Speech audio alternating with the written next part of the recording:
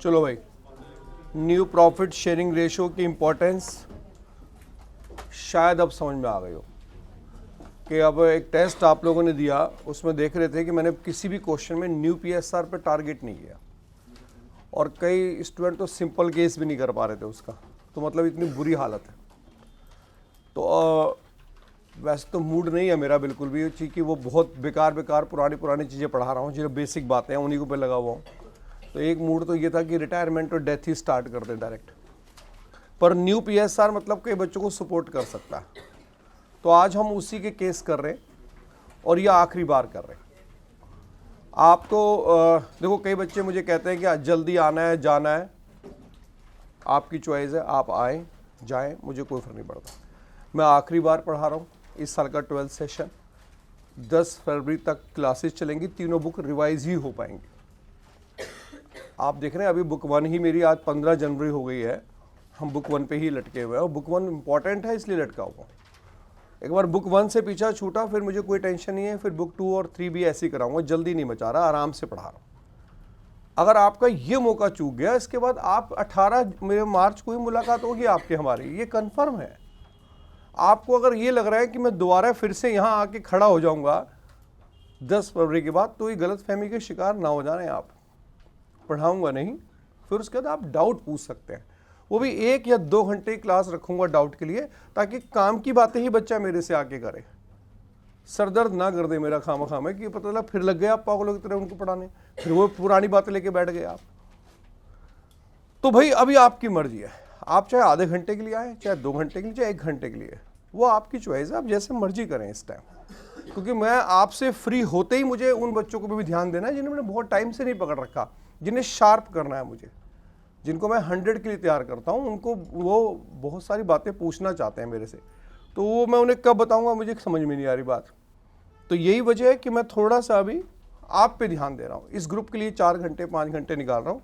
इसके बाद मेरा माइंड डाइवर्ट होगा, 100% डाइवर्ट कर लूँगा मैं, फिर आपको सिर्फ डाउट सेशन मिलेगा कि हाँ आप अपने डाउट पूछ लीजिए। प्रैक्टिस क्लास में तो आप क्या करोगे, आपको पता है प्रैक्टिस मैंने रखी तो नालायक बच्चा फिर मेरे हाथ में पेन पकड़ा देता है, पढ़ा दो, तो वो कोई फ़ायदा नहीं है उस चीज़ का।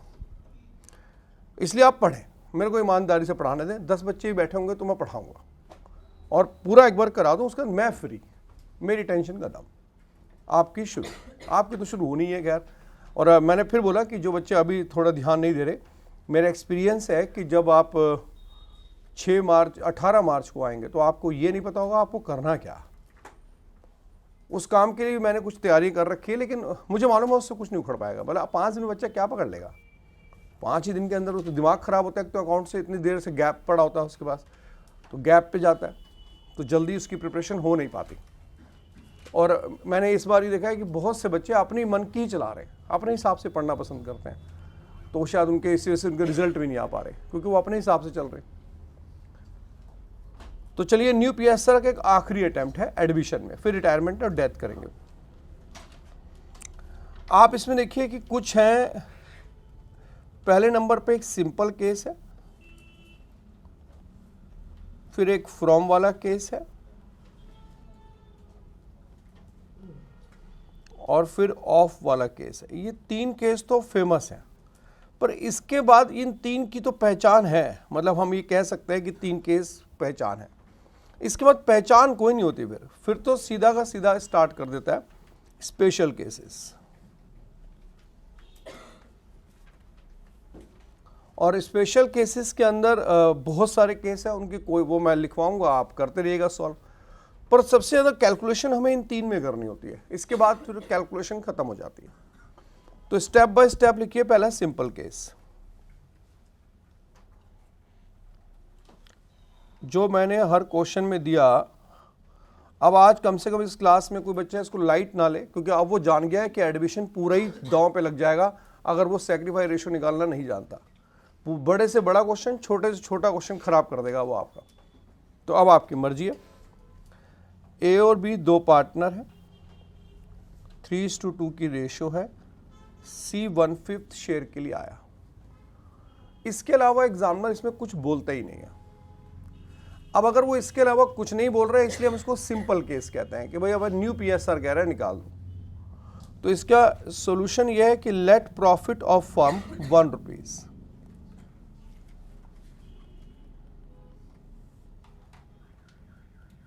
कि फर्म का जो प्रॉफिट है वो 1 रुपये है। अच्छा, मान लो 1 रुपये कमाया, तो बताओ इसमें से सी कितना शेयर मांग रहा है आपसे, तो आप 1 में से 1/5 माइनस कर दीजिए, बाकी कितना बचा। अब ये जो बाकी शेयर बचा है 4/5, वो ए और बी का बचा है। बस आपको 4/5 को 3:2 की रेशो में बांटना है। तो सीधा लिखिए as new share equal to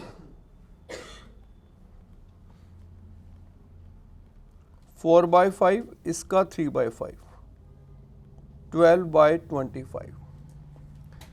फिर लिखिए बीज न्यू शेयर इक्वल टू 4/5 इसका 2/5, 8/25। क्लियर। और अगर हम देखें तो ऐसे न्यू रेशो निकाल लीजिए ए, बी और सी। 12/25, 8/25, 1/5। एलसीएम लिया 25, 12:8 क्या 5। ये न्यू प्रॉफिट शेयरिंग रेशो है। इसको सिंपल केस कहते हैं। इसका सॉल्यूशन यही होता है, लेट प्रॉफिट ऑफ फर्म 1 से शुरुआत होती है इसकी। ज़्यादा डीप में मैं नहीं जा रहा कि ऐसा क्यों किया कि 1 से ही शुरुआत किया आपने, वो मैंने पहले जवाब दिया, तो डिटेल में पढ़ाई बातें हैं। अब आप बस काम की बात पढ़ लीजिए कि ऐसे ही सिंपल केस सॉल्व होता है। लेट प्रॉफिट ऑफ फर्म 1, यहां से शुरू होती है सिंपल केस। एक बार देखो सिंपल केस में कोई स्टूडेंट परेशान हो रहा है? चलिए सेकंड लिखिए आप, फ्रॉम वाला केस।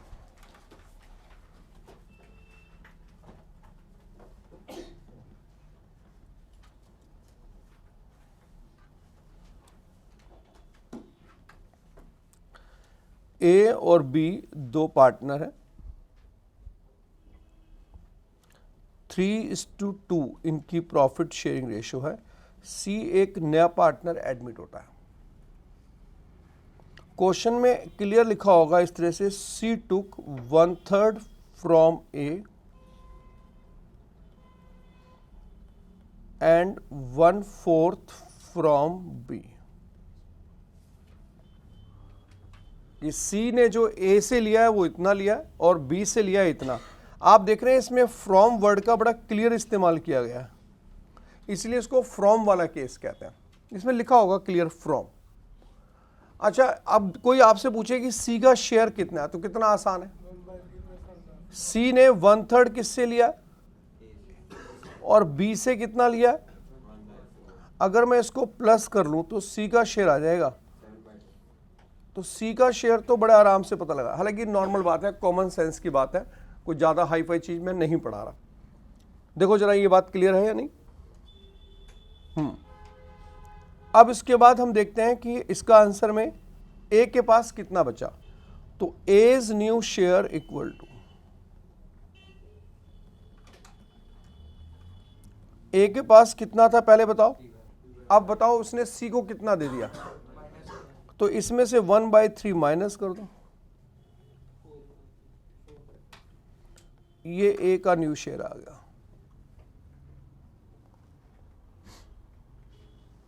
बीज new share equal to, B के पास पहले कितना था 2/5, इसने कितना दिया है उसको, इसमें से 1/4 माइनस कर दो,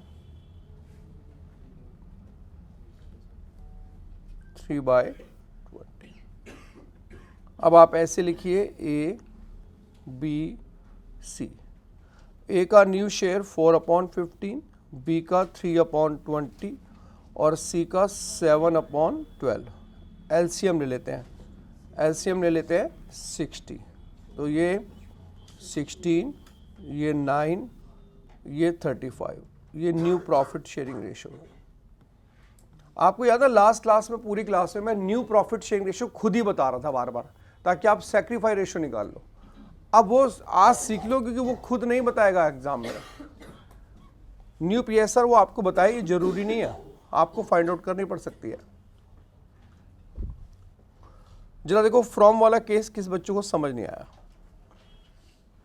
अब ये मुझे नहीं मालूम कि वो कौन सा केस एग्जाम में देगा, इसलिए सारे केस पढ़ने पड़ते हैं। यही एडमिशन में माइनस पॉइंट होता है।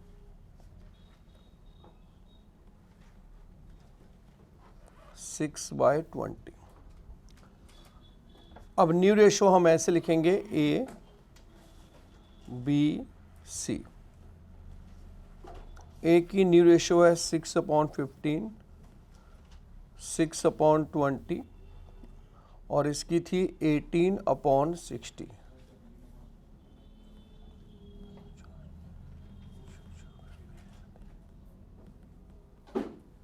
ये न्यू प्रॉफिट शेयरिंग रेशो है।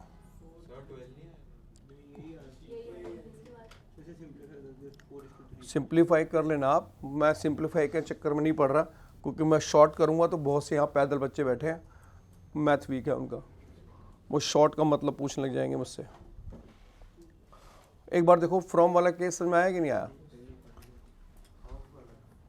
हाँ, ऑफ वाला समझ में आ गया? फिर से देख लो, क्योंकि 3 ही केस सबसे इंपॉर्टेंट बताए जाते हैं, मतलब ज़्यादातर होते हैं। जैसे मैंने भी जो क्वेश्चन दिया आपको, वो पेपर में ज़्यादा समय सिंपल केस ही था, पर ये भी नहीं आता था आपको, ये खासियत है आपकी, ये सिंपल केस है। उसके बाद ये फ्रॉम वाला केस है और ये ऑफ वाला केस है। ये 3 में सबसे ज़्यादा कैलकुलेशन होती है। उसके बाद तो फिर इजी, पर हाँ दिमाग वाले होते हैं, पहचानने पड़ता है। देखो सिंपल पहचान लोगे, फ्रॉम पहचान लोगे, ऑफ पहचान लोगे। स्पेशल केसेस तो बच्चे की प्रैक्टिस पे डिपेंड करते हैं कि वो पकड़ पाता है पॉइंट की नहीं पकड़ पाता। एक बार देखो कैलकुलेशन दोबारा बतानी तो मैं दोबारा बताया तो बोलो भाई क्लियर है? अब लिखो आप स्पेशल केसेस, इनकी कोई पहचान नहीं होती, एज पर लैंग्वेज चलना पड़ता है। लिखिए special case 1।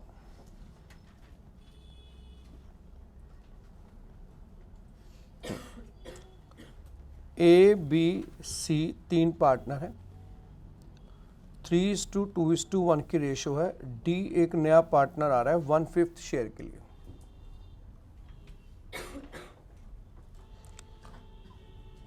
Find out new profit sharing ratio if B decided to retain his original share।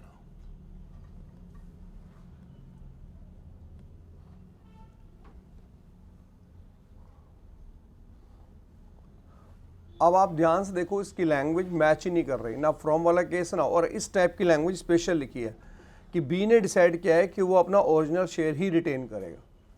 अब अजीब बात बोल दी इसने, इसलिए हम इसको स्पेशल केस बोलते हैं कि इनको करने का तरीका अलग होता है। तो सॉल्यूशन लिखिए, लेट प्रॉफिट ऑफ फर्म 1 जब भी हम 1 मानते हैं ना प्रॉफिट, तो उसमें जो नया पार्टनर आया पहले उसका हिस्सा निकाल देते हैं।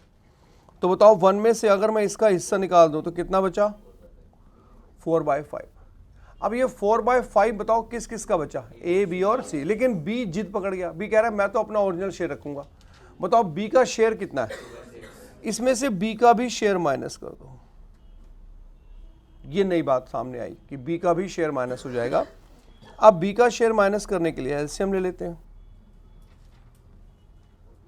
14/30। अब ये बताओ, ये जो 14/30 बचा है ये किसका बचा है? हाँ, अब ये बचा है A और C का, A का और C का। तो A की रेशो यहां पे बताओ क्या लिखी है? 3, और C की क्या लिखी है? तो ये जो पैसा है ये 3:1 की रेशो में बटेगा। कहीं इसको 3/6 मत कर देना, क्योंकि B का शेयर आप निकाल चुके हो उसमें से। तो जो बाकी बचा है 3:1 बचा है। तो ये जो 4/5 आपके पास यहां पे बैठा हुआ है, ये 4/5 बटेगा A और C में, किस रेशो में? सीधा न्यू रेशो आ जाएगी।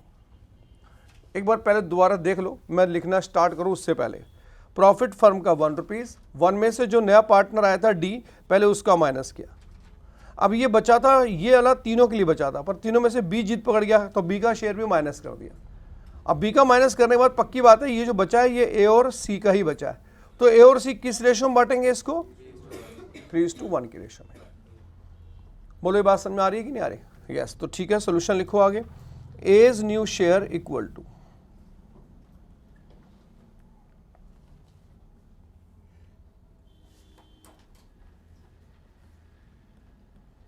14/30 इंटू 3/4, 42/120। फिर लिखिए C's new share equal to,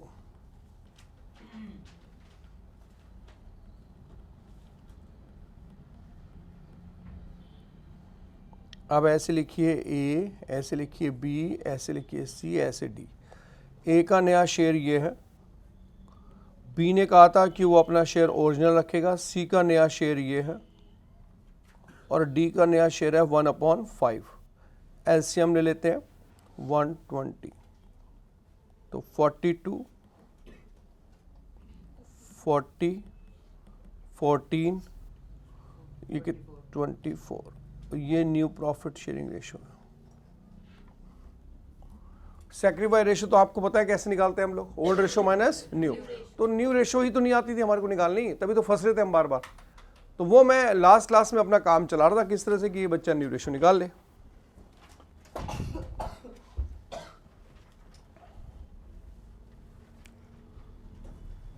ये स्पेशल केस बना। अब ये एग्जाम में आ गया ना अगर, तो अकेला ही आएगा, फिर ये एक एक नंबर के क्वेश्चन हो जाते हैं कई बार। और सीयूटी में ये मल्टीपल चॉइस में होता है कि न्यू पीएसआर बताओ, कितना तेज निकालना पड़ता है। तो इसलिए आपको ये सीखने चाहिए, बाकी आपकी मर्जी। एक बार दोबारा देख लो, अगर आप कहते हो कि नहीं समझ में आया तो मैं दोबारा बता देता हूँ। ये जजमेंट आपको लेनी पड़ती है।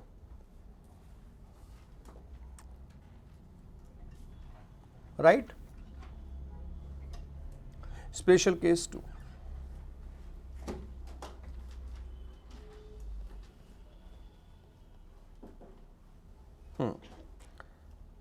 ए बी सी 3 पार्टनर है, 3:2:1 की रेशियो है, डी 1/5 शेयर के लिए आया। Find out new profit sharing ratio if partners, partner की जगह तुम लिखो if A, B and C decided to share future profit equally.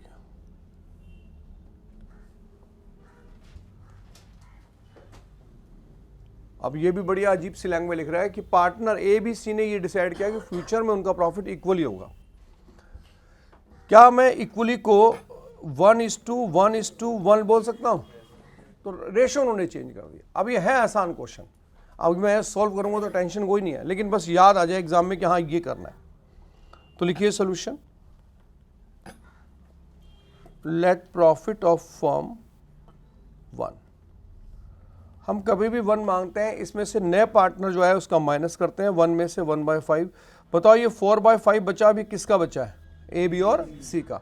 लेकिन ए बी और सी ने क्या डिसाइड किया है कि वो इसको इस रेशो में बांटेंगे या फिर वो इसको इस रेशो में बांटेंगे। बस खत्म। आप इस 4/5 को इस रेशो में बांट दो, 1:1:1 में न्यू रेशो आ जाएगी। तो लिखिए answer, as new share equal to,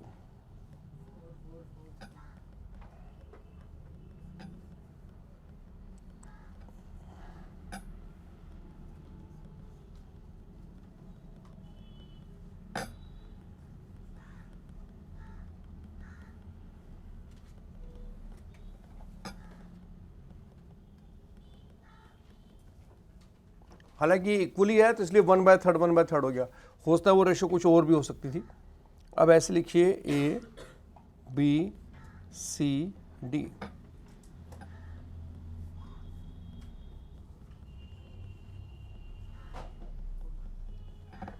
LCM ले लेते हैं। ये न्यू प्रॉफिट शेयरिंग रेशियो होगा।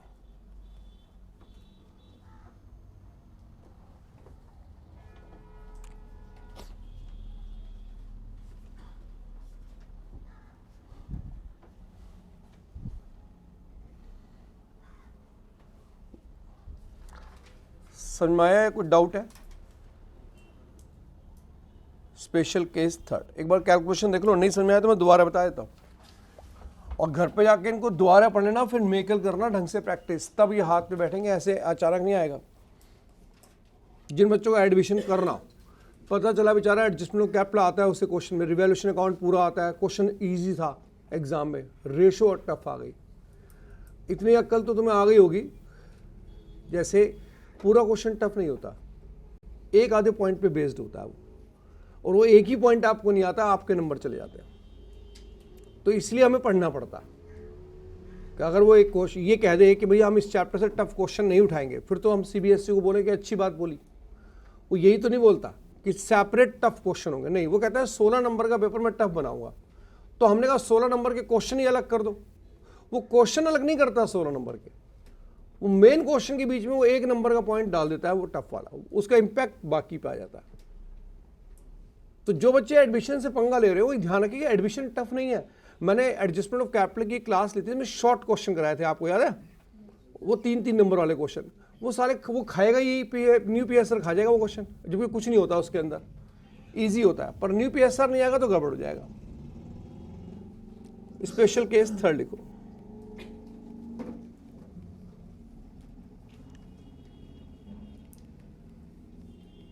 ABC 3 पार्टनर हैं, 3:2:1 की रेशो है। डी एक नया पार्टनर आ रहा है 1/5 शेयर के लिए। Find out new profit sharing ratio if A and C decided to share future profit in the ratio of 2:1।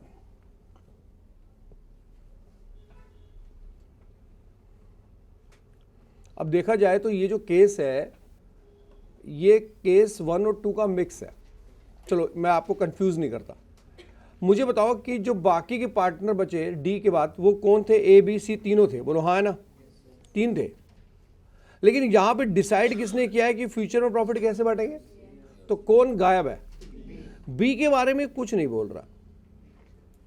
और यही आपको समझना है कि इस क्वेश्चन में यह बात बोली गई है क्या, कि B decided to retain his original share. B decided to retain his क्या? अच्छा, ये बात क्वेश्चन ने बोली है या मुझे समझनी होगी? मुझे समझनी है, क्वेश्चन मुझे हिंट नहीं दे रहा है इस बार कि बी साइलेंट है, इसका मतलब वो ओरिजिनल शेयर रखेगा, ए और सी अपनी रेशो चेंज करेंगे। इसलिए वो क्वेश्चन का पार्ट नहीं है जो मैंने ब्लू पेन से लिखा, वो आपको समझना होगा कि यहां पर बी अपना ओरिजिनल शेयर रिटेन करके चल रहा है। चलिए खैर, तो सॉल्व कैसे करना है? लेट प्रॉफिट ऑफ फर्म 1,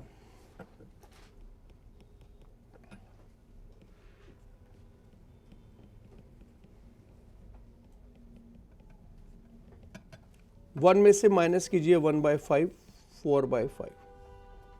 अब बताओ बी ओरिजिनल शेयर रिटेन कर रहा है, तो बी का शेयर भी इसमें से क्या हो जाएगा? माइनस।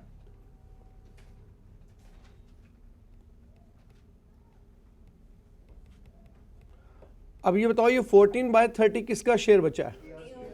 लेकिन ए और सी अब इसे बांटेंगे किस रेशो में? 2:1। बस, अगर ये 2:1 वाली बात ना बोलता तो किस में बांटते? 3:1, फिर 3:1 में बांट लेते। अब 2:1 बोला है तो न्यू रेशो निकालो। A's new share equal to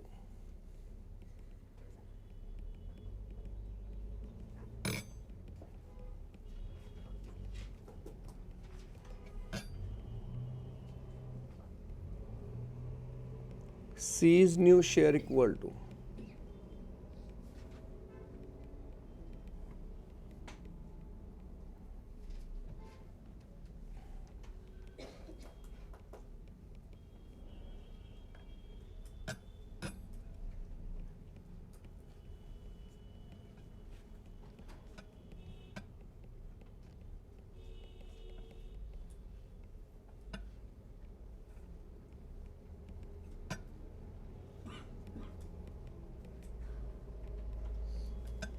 ये न्यू प्रॉफिट शेयरिंग रेशो का।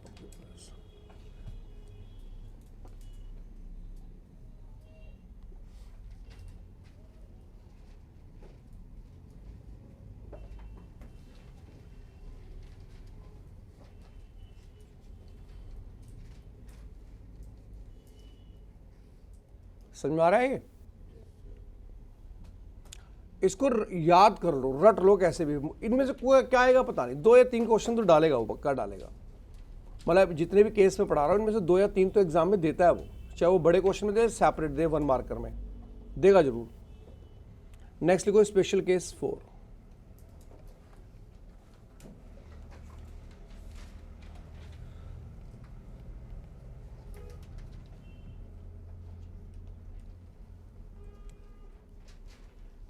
ए और बी 2 पार्टनर है, ए बी सी 3 पार्टनर है, 3:2:1 की रेशो है।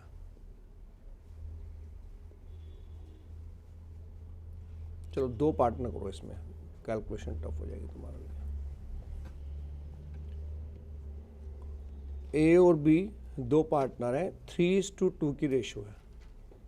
C admitted as new partner. Find out new profit sharing ratio if B and C decided to share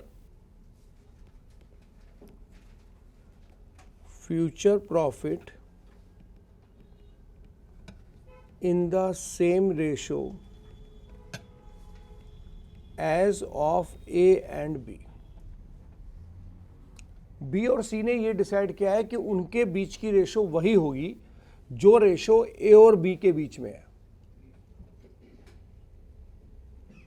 समझ में आ गया पॉइंट? ठीक है, अब आप इसे तुक्के से समझ लो, लॉजिक से तो आप नहीं समझ पाओगे। ए बी और सी लिखो ऐसे। बताओ ए और सी ने क्या डिसाइड किया? 3:2 की रेशो है। बताओ बी और सी भी क्या चाहते हैं? तो ऐसे लिख लो 3:2। अब यहां पे लगाओ ऐसे डैश, यहां लगाओ डैश, ऐसे करो, करो इतना पहले।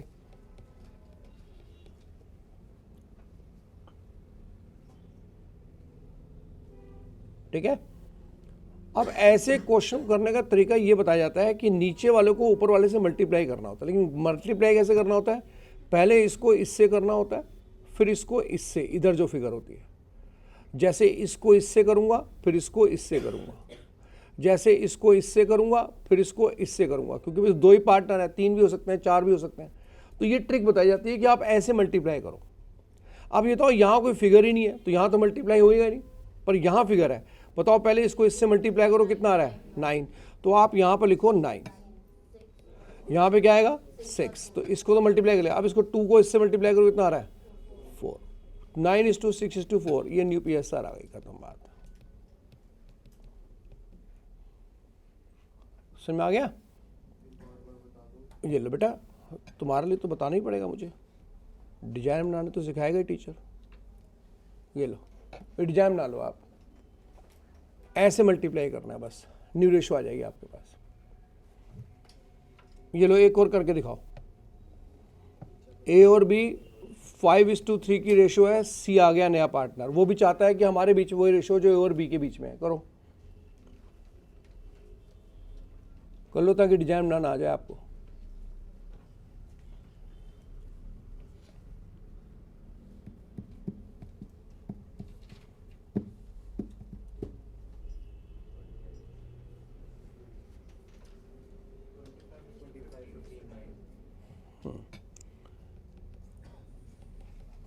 ये लो 5:3 डैश 5:3 3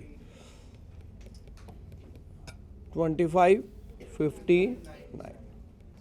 2 मिनट का काम है, पर ये एग्जाम में ना याद आया तो देखो गया आपके हाथ से।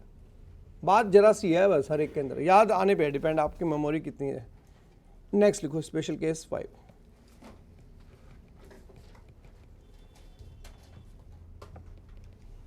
ए बी 2 पार्टनर है, 3:2 की रेशियो है, सी एडमिट हुआ है 1/5 शेयर के लिए।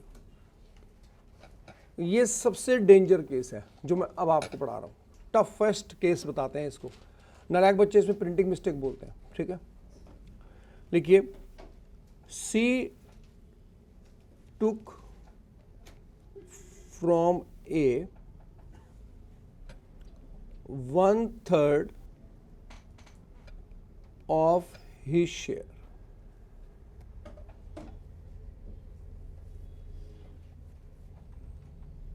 Find out new profit sharing ratio, find out new profit sharing ratio.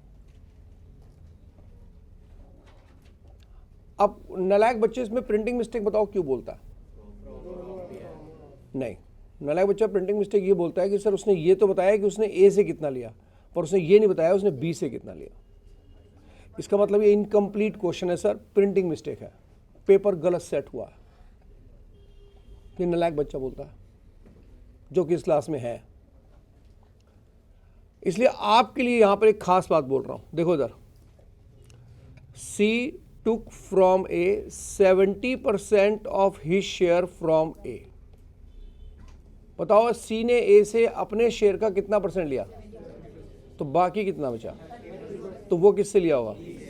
अब ये जो परसेंटेज वाली बात में आपने 30% बोल दिया ना, ये अच्छी बात है, नालायक बच्चा परसेंटेज में समझता है। अगर मैं इस क्वेश्चन में बोलूं कि अभी 1/3 अपने शेयर का इसने ए से लिया, तो बाकी कितना बचा, वो कहता है ये बात कहां लिखी है क्वेश्चन में कि उसने 2/3 of his share from B लिया। क्वेश्चन में तो लिखी नहीं ये बात, इसलिए क्वेश्चन में प्रिंटिंग मिस्टेक है और वो लिखेगा भी नहीं। दूसरी बात, जैसे कि बच्चों ने बोला कि ये फ्रॉम वाला केस है या ये ऑफ वाला केस, तो आपको जान के हैरानी होगी ना ये फ्रॉम वाला है ना साला ऑफ वाला है। क्यों कह रहे सर, फ्रॉम और ऑफ वाले केस में ये लिखा होता है सी टुक फ्रॉम ए, वो डायरेक्ट ए से ले, लेकिन इसने देखो सी ने, मुझे बताओ कि ये जो हिज वर्ड का इस्तेमाल किया है, ये हिज वर्ड का इस्तेमाल उसने किसके लिए किया है? दोबारा पढ़ लो मनचंद्र साहब, वैसे तो आपके लायक नहीं है, लेकिन फिर भी मैं टीचर हूं तो आप में एक अच्छा बच्चा देख रहा हूं, इसलिए मैं चाहता हूं कि आप इस पॉइंट पे ध्यान दें, वरना पुश्ते लग जाएंगी। ये नहीं होगा। ये बड़ा माइनर पॉइंट है कि ये जो 1/3 है, यहां पे बच्चे ए का 1/3 कर देंगे, जबकि ए का 1/3 होना ही नहीं है। यहां पे 1/3 किसका लगना है? यहां पे लैंग्वेज द्वारा पढ़ लो, जो बच्चे थोड़े इक्का दुक्का पढ़े लिखे हैं, क्योंकि अगर उनका सामना इस क्वेश्चन से हो गया 3 नंबर का है ये। नालायक बच्चों को पढ़ाने में एक बड़ी टेंशन है, उन सालों के अगर नंबर बोल दो ना तो इज्जत नहीं करते। जैसे मैं उनका बोलता हूँ 1 नंबर का है, 3 नंबर का है, रेड पे देते हैं। अब मैं ये सोचता हूँ कि ये सीयूटी में क्या करेंगे, सीयूटी तो हर क्वेश्चन 1 नंबर का, और सीयूटी तो नेगेटिव मार्किंग है। मतलब ये कि अगर तुमने अटेम्प्ट किया और गलत किया तो तुम जो सही किया तो उसके नंबर और खा जाएगा वो, तो नेगेटिव मार्किंग कितनी खतरनाक है। तो डेंजर जोन में चले जाओगे आप। मतलब जिन बच्चों को थोड़ा बहुत कुछ करना, बात फिर वहीं आती है। एक तो ना एक्सपीरियंस बड़ी खराब चीज़ होती है कई बार। जैसे अब हमें बताया कि इस क्लास में बैठा हुआ कोई बच्चा सीयूटी टारगेट ही नहीं कर रहा, उसे बताया मैंने करनी ही नहीं है। कई बच्चों के साथ में बैठ चुका हूँ ना मैं, तो ओपी जिंदल वगैरह पूछते रहते हैं कि मतलब आईपी का क्या सीन है, विप्स का क्या सीन है। तो मैं सोचता हूँ कि अब इनके लिए क्या मेहनत करूँ, ये तो टारगेट ही नहीं कर रहे। इनके ऊपर मैं दिमाग भी लगाऊँ, अगर टाइम भी निकालूँ इनके लिए एक्स्ट्रा, तो भी टारगेट पे लेंगे। तो फिर मेरा मन करता है कि चलो छोड़ो, फिर देखता लगता है कि चलो एक बार एज ए टीचर अपना धर्म तो निभाओ, आप तो पढ़ाओ, आगे उसकी किस्मत। कल को ये तो नहीं कहेगा कहीं बाहर जाके कि अबे यार सर ने एंड टाइम पे थोड़ा सा पढ़ा दिया होता तो बात बन जाती। तो हम एंड टाइम पे पढ़ा रहे, वरना कोई लॉजिक नहीं है इस टाइम पढ़ाने का। ये टाइम वो होता है जब हम बोर्ड में आने वाले क्वेश्चन डिस्कस करते हैं एडवांस, जो कि मैंने अभी तक देखो ब्रह्मास्त्र क्लासेस बंद कर रखी हैं, ले ही नहीं रहा क्लास उनकी। तो आपसे फ्री होने के बाद मुझे उन्हीं के टारगेट करना है, जिसमें हम उनसे उनके सवालों की जवाब देंगे। मुझे पढ़ाना नहीं है, उनके सवाल हैं, क्योंकि पढ़ लिख चुके हैं वो। अब वो दुनिया जान घूम के आते हैं। आप माने ब्रह्मास्त्र का हर बच्चा जिस स्कूल का पेपर होता है उस बच्चे से मांगने की कोशिश करता है, दिखाइए पेपर क्या था तेरा। अपना तो उसने निपटा ही लिया, वो दूसरों को मांग मांग के कर रहा है कि सर कर दो। अब उनके भी शायद अगले वीक में 2 टेस्ट हो जाएंगे। अब उनमें वो भूख बढ़ती जा रही है नॉलेज की।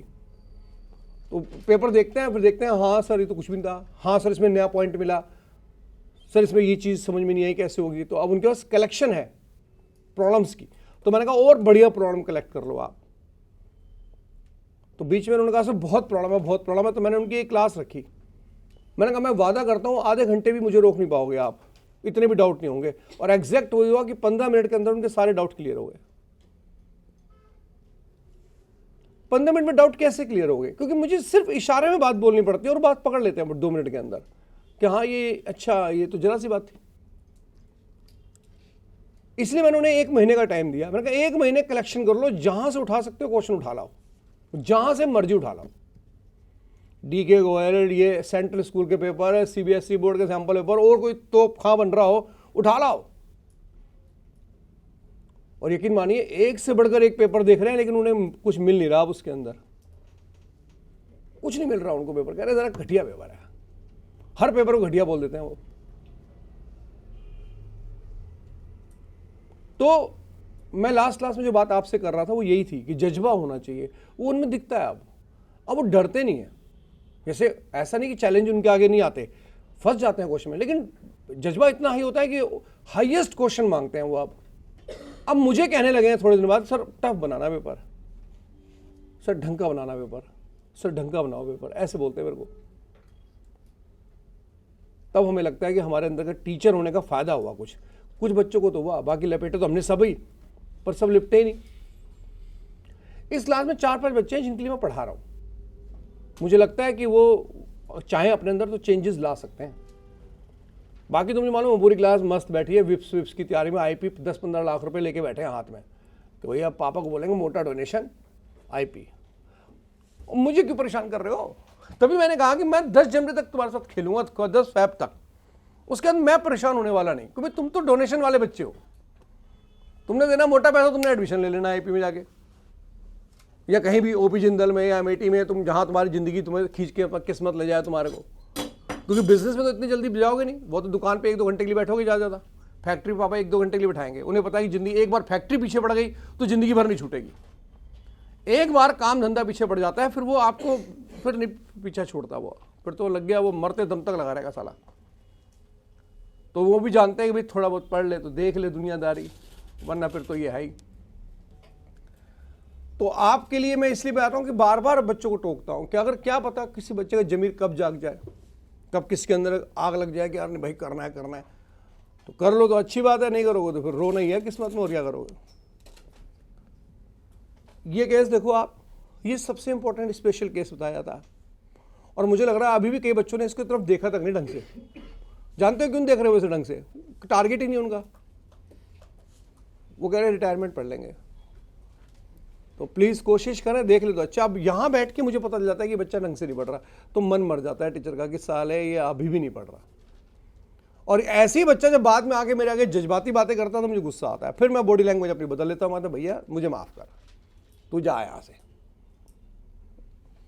बाद में आएगा मेरे आगे, पक्का आएगा वो। एक बार सर पढ़ा देते तो, अब नहीं पढ़ा रहा।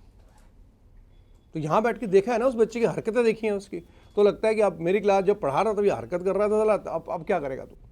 और बात भी सही है, आप 10 फेब के बाद आपके पास बचेगा क्या? कुछ नहीं बचेगा। आप कहाँ क्या पढ़ लोगे? अभी एक बार होने दो आप पेपर स्टार्ट, फिर देखना आपका क्या हाल होगा। अच्छा, कई बच्चे ये सोच के बैठे हमारे पास मैथ नहीं है, हम उसमें संदर सर को पकड़ लेंगे। अब ये आता हूँ तुम्हारे हत्ते, आऊँगा ही नहीं मैं जाऊँगा गोवा घूमने। मैं क्यों जिंदगी बर्बाद करूँ एक ऐसे बच्चे के लिए? साले मतलब जो साला कदर ही नहीं कर रहा टीचर की, ऐसे बच्चे के लिए आप फिर से बैठ जाओ, 1 घंटा डाउट पूछ, भाग जाए यहाँ से, रिकॉर्डिंग देखता रहे बैठा बैठा। सीधा क्लियर कट आंसर है मेरा कि बार बार थोड़ा ऐसे बच्चों से नलायकों से टाइम बर्बाद करता हूँ। अच्छे बच्चों को टाइम दूंगा, नलायकों को टाइम नहीं देना मैंने किसी बात में। और वो भी सिलेक्टेड इंडिविजुअल कॉल जाएंगी मेरी, आप आ जाओ। इंडिविजुअल कॉल सिलेक्टेड करके बैठा हूँ कि मैं हर बच्चे को नहीं बोला ऐसे ग्रुप पे नहीं आ जाओ अभी बैठा हूँ आज ना, सिलेक्टेड कॉल, ताकि जब मैं टाइम दूँ तो उसकी कदर होनी चाहिए। बच्चा निकाले, रिजल्ट निकाले। आईपी वालों को टाइम दे रहे हो आप, ओपी जिंदल वालों को टाइम दे रहे हो आप, ये सालों ने वैसी कदर नहीं की पूरे साल, तो आप क्या उखाड़ लोगे? जब इन्होंने डोनेशन ही टारगेट बना लिया है तो फिर क्यों मेहनत कर रहे हो इनके साथ? पास होने दो, ने खत्म, पास हो जाओगे आप, वो तो मेरी गारंटी है। पास करवा दूंगा आपको 5 दिन के अंदर। 4-5 क्वेश्चन चैप्टर सिलेक्टेड है। एक कंपेरेटिव स्टेटमेंट, संजीवनी महासंजीवनी कंपेरेटिव स्टेटमेंट, एक 4 नंबर का क्वेश्चन है, तो 2-3 तो ले ही आएगा परसेंटेज, वो उसमें भी गलत निकालेगा, ठीक है ना? हाँ, इश्यू ऑफ शेयर का आधा कर लेगा, फॉरफिट कैपिटल की एंट्री गलत करेगा, 2-3 नंबर वहां मिल जाएंगे उसको। 20 नंबर तो दिलाने मैंने आपको, 10-15 स्कूल देगा, आगे आपके 80 में से 100 में से 33 नंबर, 100 में से 33 वाला पास होता है, खत्म हो गई बात। 20 नंबर का जुगाड़ करवाना है, 2 मिनट का काम है मेरे लिए। एक नंबर का चेंज इन PSR। चलो एक इसका भी लगा लेते हैं। नहीं ऐसा कुछ नहीं है, ओवरऑल पास कर देते हैं। वो जो बच्चे ऐसे सोच रहे हैं अलग अलग पास होंगे, ऐसा नहीं है। आप 20 में से 80 में से 20 तो ले आओगे आप, नहीं 21 कह रहे, एक नंबर का चेंज इन PSR भी ऐड कर लो उसमें। चलिए खैर, ये तो आपके ऊपर है, जिसे पढ़ना है अपने घर बैठ के पढ़े, सीधी सी बात। ये स्पेशल केस देखो, इसमें करना क्या है। पहली बात ये समझिए, इसमें लैंग्वेज मिसिंग कौन सी थी, बताओ बताओ। एक लैंग्वेज ये मिस थी, सी टुक फ्रॉम बी 2/3 ऑफ क्या, हिज शेयर।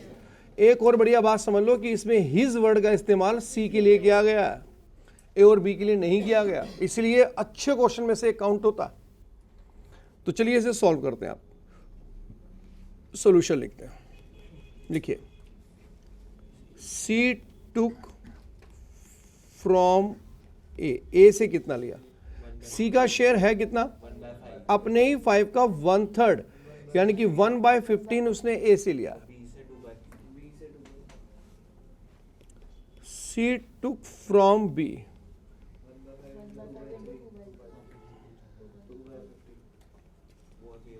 एक बार देख लो भाई,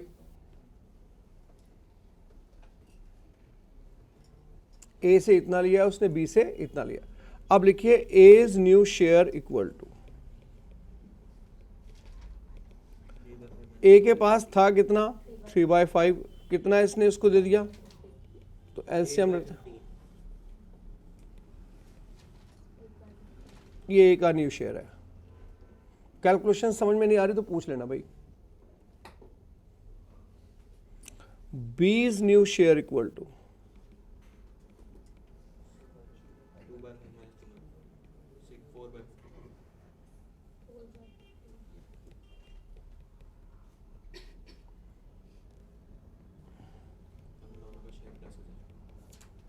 प्लस करने की जरूरत ही नहीं है, सी का शेयर हमें पता है।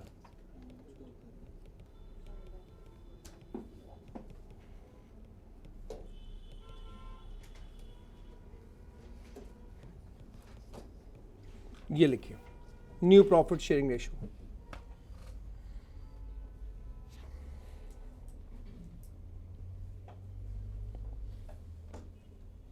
बोलो भाई, क्लियर है पॉइंट। चलिए, तो अब आप क्या करना है कि टीएस गेवाल की बुक के सबके क्वेश्चन एक बार देख लेना। उसने एक क्वेश्चन में क्या करा है कि एक पार्टनर के लिए फ्रॉम वाला केस बनाया और दूसरे पार्टनर के लिए ऑफ वाला, वो क्वेश्चन करके दे। अब आपको फ्रॉम और ऑफ आता है तो आप कर सकते हैं। तो जो बच्चे करेंगे, अगर उन्हें कोई डाउट हो तो पूछ लें, क्योंकि मुझे मालूम है इस क्लास में 5-6 बच्चे ही करेंगे, बाकी सबने तो वही नोट कर लिया है। ये देखेंगे 18 मार्च को, ठीक है ना, 18 को भी देखेंगे, क्योंकि 18 मार्च को तो फंडामेंटल से शुरुआत होगी, क्लियर है।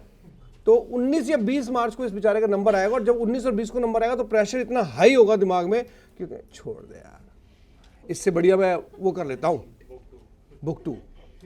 और जब बुक 2 करने बैठेगा तो बोलेगा छोड़ यार, इससे बढ़िया मैं बुक क्या कर लेता हूँ 3। और जब बुक 3 करने बैठेगा तो बोलेगा छोड़ यार, अगले साल ही कर लेंगे, अगले साल कर लेंगे। हाँ, अब रिटायरमेंट कर।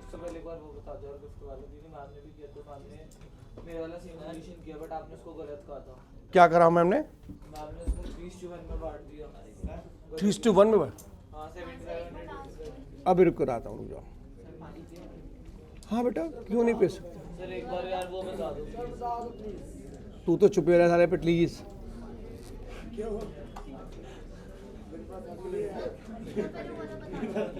मैंने बोला था ना, आगे मेरा मन लगा रहता है। सर बता दो।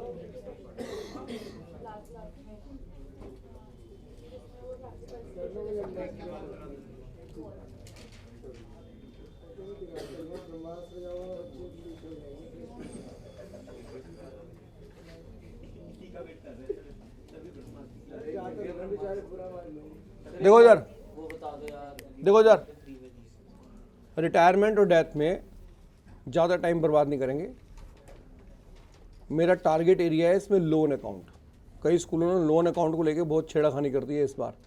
हालांकि सीबीएसई ने ऐसी कोई छेड़खानी नहीं की है, पर उन्होंने अपने पेपर प्री बोर्ड में लोन अकाउंट के अलग अलग वैरायटी के न्यूमेरिकल पूछ लिए, ठीक है। तो पहले एक बार ये देखो मेरे को, इसमें भी हमें गिवन होती है क्या, तो वो बात तो बात ही खत्म हो गई। बैलेंस शीट में गुडविल होती है, एसेट्स होती है और फिक्टिशियस एसेट्स होती है। यहाँ पर capital A B C, reserve and surplus हो। अब चाहे चैप्टर चेंज इन पीएसआर हो, चाहे एडमिशन हो, चाहे रिटायरमेंट एंड डेथ हो, हर बैलेंस शीट को 3 हिस्सों में बांट के ही अकाउंटिंग ट्रीटमेंट होती है। Goodwill, assets and outsider liability, reserve and surplus and क्या, बताओ बैलेंस शीट की किस चीज को हाथ नहीं लगाया? कैपिटल, क्योंकि वो क्लियर पता थी कि ए बी सी की कितनी है। ये लॉजिक बताया आपको, पता नहीं क्यों, हालांकि बैच लॉजिक पसंद नहीं करता, पर बताया। अब यहां पे ये कहा गया कि सर गुडविल 2 तरह की होती है, बैलेंस शीट वाली और एक क्या, अच्छा चेंज इन पीएसआर में भी 2 तरह की थी। बैलेंस शीट वाली गुडविल को आप क्या करते हो? राइट ऑफ, किस रेशो में? ओल्ड रेशो में। और इसका क्या करते हो? अब कोई बच्चा बोले कि ये तो चेंज इन पीएसआर तो 1 नंबर का था, तो ले बेटे रिटायरमेंट में आ जा, अब तू 1 नंबर ले ले, क्योंकि ये ट्रीटमेंट तो वो चेंज इन पीएसआर में पढ़ा के आया। आ रही बात समझ में? यहां पर वो कहते हैं कि आपको क्या बनाना है? रिवैल्यूएशन। रिवैल्यूएशन अकाउंट बनाने से बताओ क्या होता है? वैल्यू चेंज हो जाती है। रिवाइज इतना तो पढ़े लिखे हो। और अगर वो बोलते हैं कि मुझे वैल्यू चेंज नहीं करनी तो मेमोरेंडम रिवैल्यूएशन। अब जो बच्चे लास्ट क्लास में नहीं आएंगे वो बोलेंगे जरूर आपसे कि ये मेमोरेंडम क्या होता है भाई साहब, हमें भी बताएं। मेमोरेंडम रिवैल्यूएशन अकाउंट बन जाता है, हालांकि वो कम आता है लेकिन अचानक कभी भी आ सकता है मेमोरेंडम। एक और वर्ड होता है डिसोल्यूशन में, मेमोरेंडम बैलेंस शीट। वो कोर्स में नहीं है, वो सीयूटी के कोर्स में आ गई है। सीयूटी ने 3-4 चैप्टर नए ऐड करें। तो मेमोरेंडम बैलेंस शीट का मतलब होता है दिखावटी बैलेंस शीट, कि ऐसी कोई बैलेंस शीट होती नहीं है। ऐसी मेमोरेंडम रिवैल्यूएशन अकाउंट का मतलब ही होता है दिखावटी है ये रिवैल्यूएशन अकाउंट, ऐसा कुछ होता नहीं है। खैर ये 99% न्यूमेरिकल आपने बुक के किए तो रिवैल्यूएशन अकाउंट है। अब मुझे बताओ क्या रिवैल्यूएशन अकाउंट बनाना सिखाना है, तुम्हें आता है? आता है। और ऑल रिजर्व सरप्लस को क्या कर देता है? Right of. तो ये भी तो हमें आता है। अब देखा जाए तो ये सब चीजें हमें पता है। अब ये बताओ कि ये सारी चीजें हैं किससे रिलेटेड? Balance sheet. और बैलेंस शीट का मालिक कौन है? तो किस में बटेंगी सब? खत्म बात। एबीसी में बटेंगे और ओल्ड रेशो में बटेंगे, ये कंफर्म। सिवाय इसके क्या? गेनिंग टू, बाकी सब ओल्ड रेशो का गेम है। अभी तुम ऐसे देख लो, मान के चलो कि अगर यही क्वेश्चन एडमिशन का होता चैप्टर, तो एडमिशन में भी तो बैलेंस शीट को 3 हिस्सों में बांटा गया है। क्या क्या? गुडविल, एसेट्स लायबिलिटी और रिजर्व सरप्लस। वहां गुडविल बताओ 2 तरह की होती है, एक बैलेंस शीट वाली और एक क्या? एडजस्टमेंट वाली गुडविल का बताओ एडमिशन में क्या होता है? वो सी का शेयर निकालने का काम आती है कि सी कितनी गुडविल लेकर आएगा, बस। और सी कितनी गुडविल लेकर आएगा उसकी जनरल एंट्री हमें पता है। मे बी कैश में लाए, मे बी काइंड में लाए, मे बी अनेबल टू क्या हो वगैरह, वो सब नोटंकी तो आपने बच्चों को पढ़ाई है। गुडविल वहां भी 2 तरह की बताई गई है, एडजस्टमेंट वाली गुडविल। पर वहां एडजस्टमेंट वाली गुडविल गेनिंग टू सेक्रीफाई नहीं होता एडमिशन में। एडमिशन में गेनिंग टू सेक्रीफाई नहीं होता। क्या होता है? सी का शेयर। देखो एक बढ़िया चीज सिखाता हूं, ये गुडविल है, ठीक है। चैप्टर का नाम चेंज इन पीएसआर, चैप्टर का नाम एडमिशन, चैप्टर का नाम देखो कितना बढ़िया चीज है। कह रहे लो सर 2 ही तरह की गुडविल होती है, चाहे साले पूरी बुक पढ़ लो आप, नालायक बच्चा है तो बात अलग है। बैलेंस शीट वाली, एडजस्टमेंट वाली, बैलेंस शीट वाली, एडजस्टमेंट वाली, बैलेंस शीट वाली, एडजस्टमेंट वाली। क्या होता है? राइट ऑफ किस रेशो में? क्या होता है? राइट ऑफ किस रेशो में? क्या होता है? राइट ऑफ किस रेशो में? पढ़ते रहो पागलों की तरह को पढ़ रहा है, बात तो जरा सी है। राइटर तो मतलब राइटर ये बातें नहीं बोलते कभी भी, बुक कभी नहीं बोलेगी, उसके मेरी बुक ही बिकना बंद हो जाएगी साली। मैं अगर एक बात ऐसे समझा दूं तो वो तो तीनों चैप्टर एक साथ पढ़ गया, जैसे ब्रह्मास्त्र बैच ने पढ़ लिए, वो तो 2 मिनट में खत्म कर देगा गेम। यहां पे एंट्री क्या होती है? Gaining to. यहां पे एंट्री क्या होती है? Gaining to. यहां गेनिंग टू सेक्रीफाई नहीं होती है एडमिशन में। यहां अगर आपको फर्म की गुडविल गिर तो उसको मल्टीप्लाई किससे करेंगे? सीज। खत्म खत्म। यहां गेनिंग टू सेक्रीफाई की चिड़िया ही नहीं उड़ती एडमिशन के अंदर, गुडविल ही खत्म साहब पूरा का पूरा। 12th क्लास के अंदर 2 मिनट का काम है। अभी क्या रोना रो रहे हो आप? Assets and outsider liability. Chapter change in PSR, chapter क्या? चैप्टर क्या? ये कहता है चेंजेस रिक्वायर्ड, चेंजेस, ये कहता है चेंजेस रिक्वायर्ड, ये क्या कहता है? चेंजेस। कौन सा अकाउंट बनता है? रिवैल्यूएशन अकाउंट कौन सा बनता है? रिवैल्यूएशन अकाउंट कौन सा बनता है? और सारा एक ही बनता है, क्या बनाने का? बता दो, रिवैल्यूएशन का प्रॉफिट या लॉस किस रेशियो में बढ़ता है? तीनों ही चैप्टर में ओल्ड रेशियो। बेवकूफ बच्चा हरकत क्या कर रहा होता है, जब मैं उसे रिवैल्यूएशन अकाउंट पढ़ा रहा हूं तो मेरी बात सुनते ही नहीं। कह रहा एडमिशन में दोबारा पढ़ लूंगा, रिटायरमेंट में रिवैल्यूएशन। अबे क्या पढ़ेगा साले तू? एक ही तो रिवैल्यूएशन अकाउंट है, वही तेरे को आता नहीं तो भाड़ में गया, तो तेरे तीनों चैप्टर गए। चलो चेंज इन पीएसआर एक नंबर का गया, एडमिशन रिटायरमेंट भी एक नंबर के थे क्या? तुमने तो वो भी पानी में डाल दिए। बेवकूफ बन रहे हो तुम लोग। क्यों? तुम अलग अलग पढ़ रहे हो, वो एक ही चीज है, बार बार रोज जा रहा है वो। लो, रिजर्व एंड सरप्लस कोर्स नहीं हो रहा इन सालों से। Reserve and surplus and fictitious assets, change in PSR, admission, retirement, death. ये जरूर कहता है चेंजेस रिक्वायर्ड और चेंजेस, ये तो चेंजेस रिक्वायर्ड क्या, ये क्या करता है? राइट ऑफ, ये भी राइट ऑफ, ये भी क्या, किस रेशो में? खत्म होगी ना बात। कितना रोगे आप? रोना जितना रोना है तुम्हें।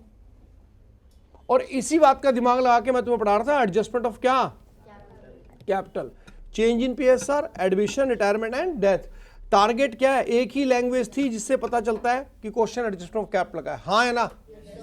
और ये बताओ, जैसे ही आपको पता चला क्वेश्चन एडजस्टमेंट क्या निकालना होता है, एनएफसी, सारा टारगेट तो बिल्कुल फिक्स करके बैठा है वो। तीनों चैप्टर में उसने कॉमन बात बोली है। बेवकूफ होते हैं बच्चे जो अलग अलग समझ रहे हैं, तभी तो वो सीटी नहीं निकाल पाते, क्योंकि उनके दिमाग में चैप्टर घूमता है। अगर किसी बच्चे को पता कि झगड़ा ले दे के बैलेंस शीट पर ही था और बैलेंस शीट की तीन ही आइटम का झगड़ा है, चैप्टर जो मर्जी हो, तो कंसेप्ट क्लियर होता है, तो 2 मिनट में कंप्यूटर पे क्लिक करता है वो। उनके दिमाग में ऐसी इमेजेस बनी हुई हैं, ये इमेज बना के बैठे हैं वो। वैसे गुडविल पे बात हो रही है तो वो अब उससे आप कंफ्यूज नहीं कर सकते आप। अब अगर आप देखें तो होता क्या है कि डेथ में, रिटायरमेंट क्वेश्चन में चेंजेस क्या आ जाते हैं? कह रहे सर चेंजेस कुछ नहीं आते, चेंजेस आते हैं पार्टनर्स कैपिटल अकाउंट के अंदर। अब मैं मानता हूं कि आप पढ़े लिखे होंगे। बैलेंस ब्रोट डाउन आप जानते हैं, रिजर्व एंड सरप्लस जानते हैं आप? Yes sir. उसके बाद आप यहां पे गुडविल जानते हैं, फिक्टिशियस एसेट्स जानते हैं, रिवैल्यूएशन प्रॉफिट जानते हैं, और एडजस्टमेंट वाली गुडविल जानते हैं। ये आता है रिटायरमेंट और डेथ के क्वेश्चन में। एडजस्टमेंट वाली गुडविल की एंट्री क्या होती है? गेनिंग टू, बस वो करो, और इसमें कुछ होता ही नहीं। एडमिशन में तो फिर भी नोटंकी होती है, कैश अकाउंट और प्रीमियम फॉर गुडविल, यहां वो भी नहीं है, तो और आसान है। तो प्रॉब्लम क्या है? कह रहे प्रॉब्लम सिर्फ ये है कि अगर मान लो ए बी सी 3 पार्टनर है, तो पहले आप अपनी नोटंकी कर लो, कर ली। कह रहे आप रिटायर कौन हुआ अभी? पहले सबसे पहले बी अकाउंट क्लोज करोगे आप। मान लो बी का इधर का टोटल 1 लाख आ रहा है, बी का इधर अमाउंट मान लो 20,000 लिखा। बताओ बी के अकाउंट का बैलेंस कितना बचा? अब ये बताओ बी रिटायर हो गया। अब रिटायर अगर हो गया तो आप इसके आगे बैलेंस कैरिड डाउन नहीं लिख सकते, क्योंकि अगर आपने बैलेंस कैरिड डाउन लिख दिया तो रिवाइज्ड बैलेंस शीट में ये फिर से कैपिटल अकाउंट के नाम से चला जाएगा। अब जब ये रिटायर ही हो गया तो फिर बैलेंस शीट में कैपिटल क्या कर रही है इसकी? तो उसने एक बात बोली यहां पर कि सर अपने बच्चों को थोड़ा ट्रेंड कर लो।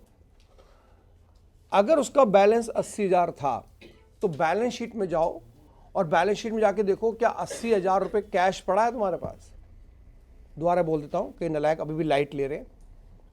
बैलेंस शीट में जाओ, वहां जाके देखो बैलेंस शीट में 80,000 रुपए या बैंक में 80,000 रुपए पड़े हैं। मान लो बैंक में 1 लाख पड़ा है और तुमने इसकी पेमेंट कितनी करनी है, तो आप चुपचाप यहां टू कैश लिख दीजिए या टू बैंक लिख दीजिए, पेमेंट कर दो इसकी। ये रिटायरमेंट में होता है। मान लो कि बैंक में पैसा पड़ा हुआ है 70,000 रुपए और पेमेंट कितनी करनी है, तो ये मत सोचना कि 70 तो दे दो, इसे बोलते हैं इनसफिशिएंट कैश। हमें जितना कैश चाहिए उतना है ही नहीं। तो कह रहा अगर इनसफिशिएंट कैश है तो यहां पर आप लिखोगे टू बीज लोन अकाउंट। क्या लिखोगे? टू बीज लोन अकाउंट। हमने लोन में डाल दिया। इधर देखो सारे बच्चे, मान लो बैंक में पैसा पड़ा है 40,000। कितना पैसा पड़ा है? लेकिन क्वेश्चन में लिखा है B is to be paid immediately at the time of retirement. कि बी को जितना भी पेमेंट करनी है इमीडिएटली पेमेंट होगी उसको। अगर इमीडिएटली पेमेंट होगी तो आप यहां पे टू कैश लिखेंगे। क्या लिखेंगे? कैश या बैंक, जो भी। अब बताओ तुम्हारे बैंक में बैलेंस कितना है? तुमने पेमेंट कितनी कर दी? 40,000 का बैंक ओवरड्राफ्ट लायबिलिटी में आएगा। अरे आ रहा है समझ में क्या बोल रहा हूं मैं? कह रहे ये क्या सिखा रहे हो कैपिटल अकाउंट? हमने कहा अरे बच्चों को आता नहीं। कह रहे फिर क्या कर रहा था? पिछले इतने चैप्टर पढ़ के आया है तो कैपिटल अकाउंट नहीं आता उसे अभी तक। अब आपका बच्चा यहां रिटायरमेंट में क्या रिवैल्यूएशन अकाउंट पढ़ने बैठा है? या आप उसे गुडविल सिखा रहे हैं, या आप क्या सिखा रहे हो? आप उसे काम की बात सिखाओ तो थोड़ी बात समझ में आती है कि काम की बात पढ़ रहा है वो। अगर वो काम की बात नहीं पढ़ रहा तो चैप्टर पर बात कर रहा है वो अपने सारे। रिटायरमेंट में यहां आके आपको सोचना पड़ेगा कि क्या लिखना है इसके आगे। वो अकॉर्डिंग टू सिचुएशन हमें देखना पड़ता है। समझ आ गई बात? अच्छा चलो एक बार जरा मुझे इसके एडजस्टमेंट ऑफ कैपिटल बताओ। 3 केस होते हैं इसमें। एनएफसी गिवन इन क्वेश्चन, इसकी पहचान होती है एनएफसी गिवन है। इसकी क्या पहचान होती है? B is to be paid through cash brought in by A and, ये लाइन लिखी होगी। और मान लो ये वाली लाइन भी नहीं लिखी और वो वाला भी नहीं लिखा हुआ, फिर केस सेकंड है। बताओ इनमें सबसे इंपॉर्टेंट कौन सा? थर्ड के लिए तैयार रहो आप सीबीएसई में। बाद में मत रोना मेरे आगे आके क्या आया ही नहीं। अभी मेरा पढ़ाने का तरीका जरा डिफरेंट है। जब कुछ अच्छे बच्चे पढ़ रहे होते हैं ना मेरे से, जो मेरी बात बहुत कम शब्दों में समझ लेते हैं, मैं उन्हें हिंट देता हूं कि ये आएगा एग्जाम में, और वो इतने चालाक हैं साले, पकड़ लेते हैं। तुम्हारा क्या बोल भी दूंगा तुम पकड़ भी नहीं पाओगे, इतने भोंदू हो तुम। कई बच्चे तो फोन खोल के देखेंगे कितने नंबर का आ रहा है। 1 नंबर, सर की बात ही बेकार। दिमाग ही नहीं सालों में, वो इसी चीज में फंसे हुए। तुम्हें क्या लगता है कि तुम सीबीएसई पे भरोसा कर सकते हो इस मैटर पे कि जो उसने बोल दिया उतने नंबर का उतने नंबर का होगा? अभी तुम पिछला रिकॉर्ड उठा के देख लो, और अभी रुक जाओ, अभी देखना अभी एक सर्कुलर आने वाला है, हर बार आता है महीने के कि हमने ये चेंज कर दिया जी। एंड मूवमेंट पे चेंज करता है वो कहता है तुमने पूरे साल पढ़ लिया ना, तो मैंने कोर्स कंटेंट तो चेंज नहीं किया, मार्किंग स्कीम चेंज करने तुम्हें क्या फर्क पड़ता? अब वहां मनचंदा बोले पहले बताता तो मैं चेंज नहीं किया सर, तो पढ़ लेता। वो किसी चैप्टर को हाईलाइट करता ही नहीं है। सीबीएसई किसी चैप्टर को हाईलाइट नहीं करता कि मैं इस चैप्टर से इतने नंबर का क्वेश्चन दूंगा। उसे पता है ऐसा बोलने से क्या होगा, बच्चा टारगेट कर लेगा फटाफट। जैसे नालायक बच्चे होते हैं वो तो टारगेट करके पढ़ते हैं कि ये ज्यादा नंबर का आ रहा है, ये पढ़ लो, ये कम नंबर का है, छोड़ दो। तो वो काम करता ही नहीं, कभी पेपर उसके अकॉर्डिंग कभी सेट नहीं होता। वरना 18 नंबर का एडमिशन अकेला आ जाए, ऐसा कहीं नहीं हो सकता था। 18 नंबर का अकेला क्या आ गया? 35 नंबर की बुक है वैसा, कहां से 18 नंबर का एडमिशन पकड़ लिया आपने? तो ऐसा कर सकता है वो। आज मैं बड़ा इंपॉर्टेंट क्वेश्चन करा रहा हूं अभी आपको। इस क्वेश्चन के बाद मैं आपको ब्रेक दे दूंगा, फिर हम डेथ ऑफ पार्टनर बात करेंगे। ये वाला केस में बैंक पोजीशन बड़ी क्रिटिकल होती है। क्वेश्चन लिखो आप, मैं ये क्वेश्चन करा रहा हूं, केस थर्ड।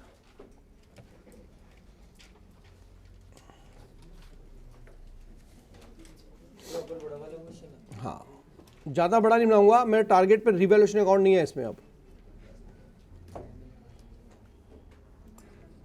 अब ये बताओ तुम लोग बेड डेप्ट कर लेते हो ना? चलो बढ़िया बात है।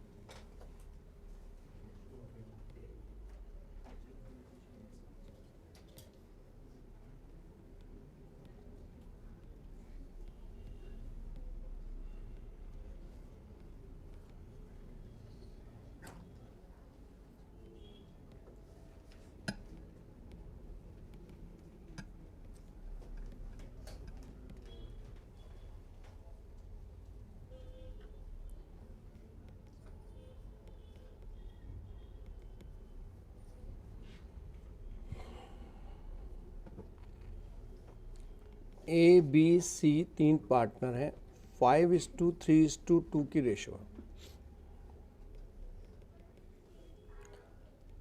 A got the retirement,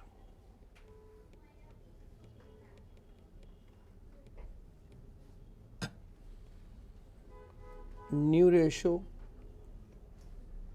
1:1। Hint समझ गए होगे कि बाकी जो पार्टनर बचे हैं उनकी न्यू रेशो क्या डिसाइड हुई है, 1:1। इस चैप्टर में सैक्रिफाई रेशो निकलेगी गेनिंग, क्योंकि रिटायर होने से बाकी के पार्टनर को फायदा हो गया। Third,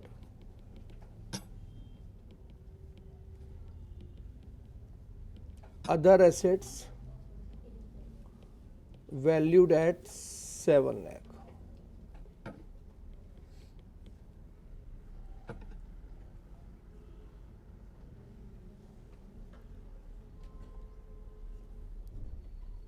creditors not yet recorded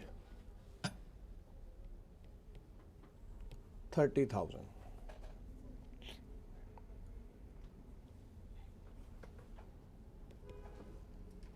A is to be paid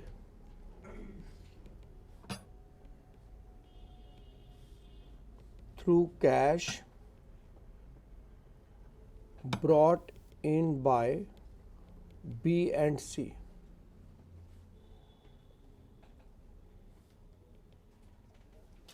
In such a way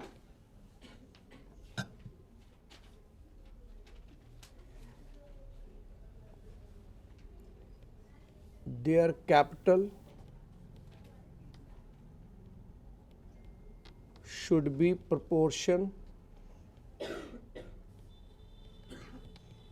to new profit sharing ratio। पता ना ये सब लाइन लेने का मतलब क्या है? हाँ, बस ये ड्रामेबाजी इसलिए की गई कि ये पता चले क्वेश्चन एडजस्टमेंट ऑफ कैपिटल का है, और ये तुम्हें पैसे का पता कि केस थर्ड है, क्यों वो लाइन लिखी हुई है प्रॉपर, वो लाइन लिखी है इसलिए केस थर्ड है। एक और चीज लिख लो आप, मिनिमम बैंक बैलेंस ₹20,000, 20,000 का मिनिमम बैंक बैलेंस आपको रखना है। Prepare revised balance sheet.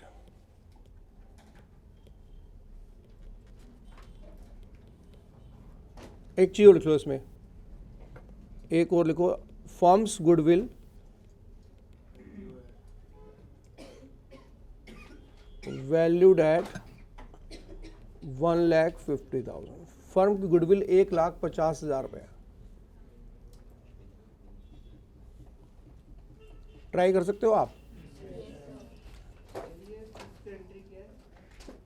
Fifth entry पता नहीं बेटे मुझे क्या, ऐसे ही है, ऐसी है 1 नंबर की, यही है। ए को पेमेंट करने के लिए बी और सी अपने। Sixth, firms goodwill valued at minimum bank balance 20,000। कोई नहीं, एक एडजस्टमेंट छोड़ भी देंगे तो क्या फर्क पड़ जाएगा। हाँ, मिनिमम बैंक बैलेंस 20,000 मेंटेन करेगा।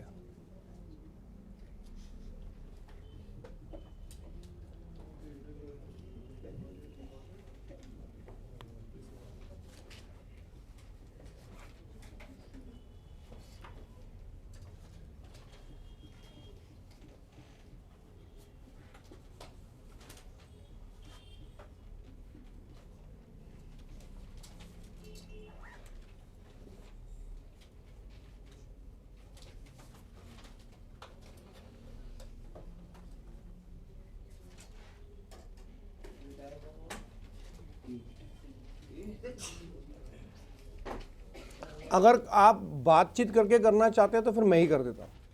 ये तो देखो क्या बता कोई बच्चे को रिवॉल्यूशन ना आता हो, कोई बेचारे को पार्टनर्स कैपिटल में क्या करना है वो ना आता हो, बेचारा छोटी छोटी बातों से फाइट कर रहा हो और बैठ जाते हैं टेस्ट में।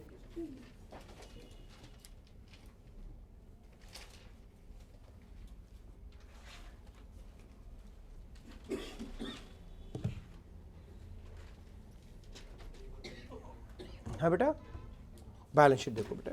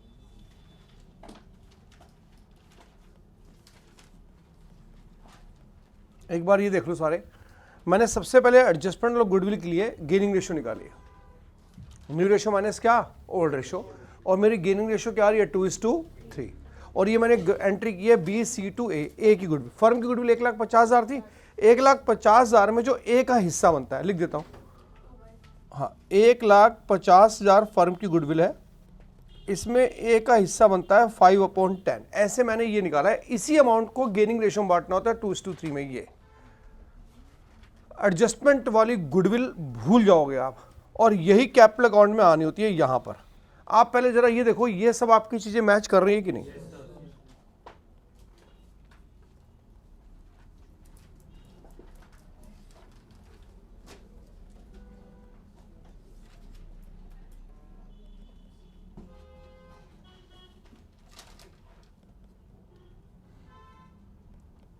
मेरे हिसाब से आपका कैपिटल अकाउंट ये होना चाहिए। जो बच्चे पढ़ रहे हैं थोड़ा बहुत वो देख लें कि इजी है। सिर्फ और सिर्फ जो बच्चे इसमें नहीं है वो, अब मैं उनका कुछ नहीं कर सकता भाई, इससे तो मैं बता नहीं सकता शॉर्टकट उनको, कि मैंने कैपिटल अकाउंट में बिल्कुल भी टाइम लगाया, उसी ट्रिक का इस्तेमाल करके फटाफट रिवैल्यूएशन लॉस, रिवैल्यूएशन प्रॉफिट और लॉस पे हमने टारगेट नहीं किया, कि वो अब इजी सा पॉइंट था।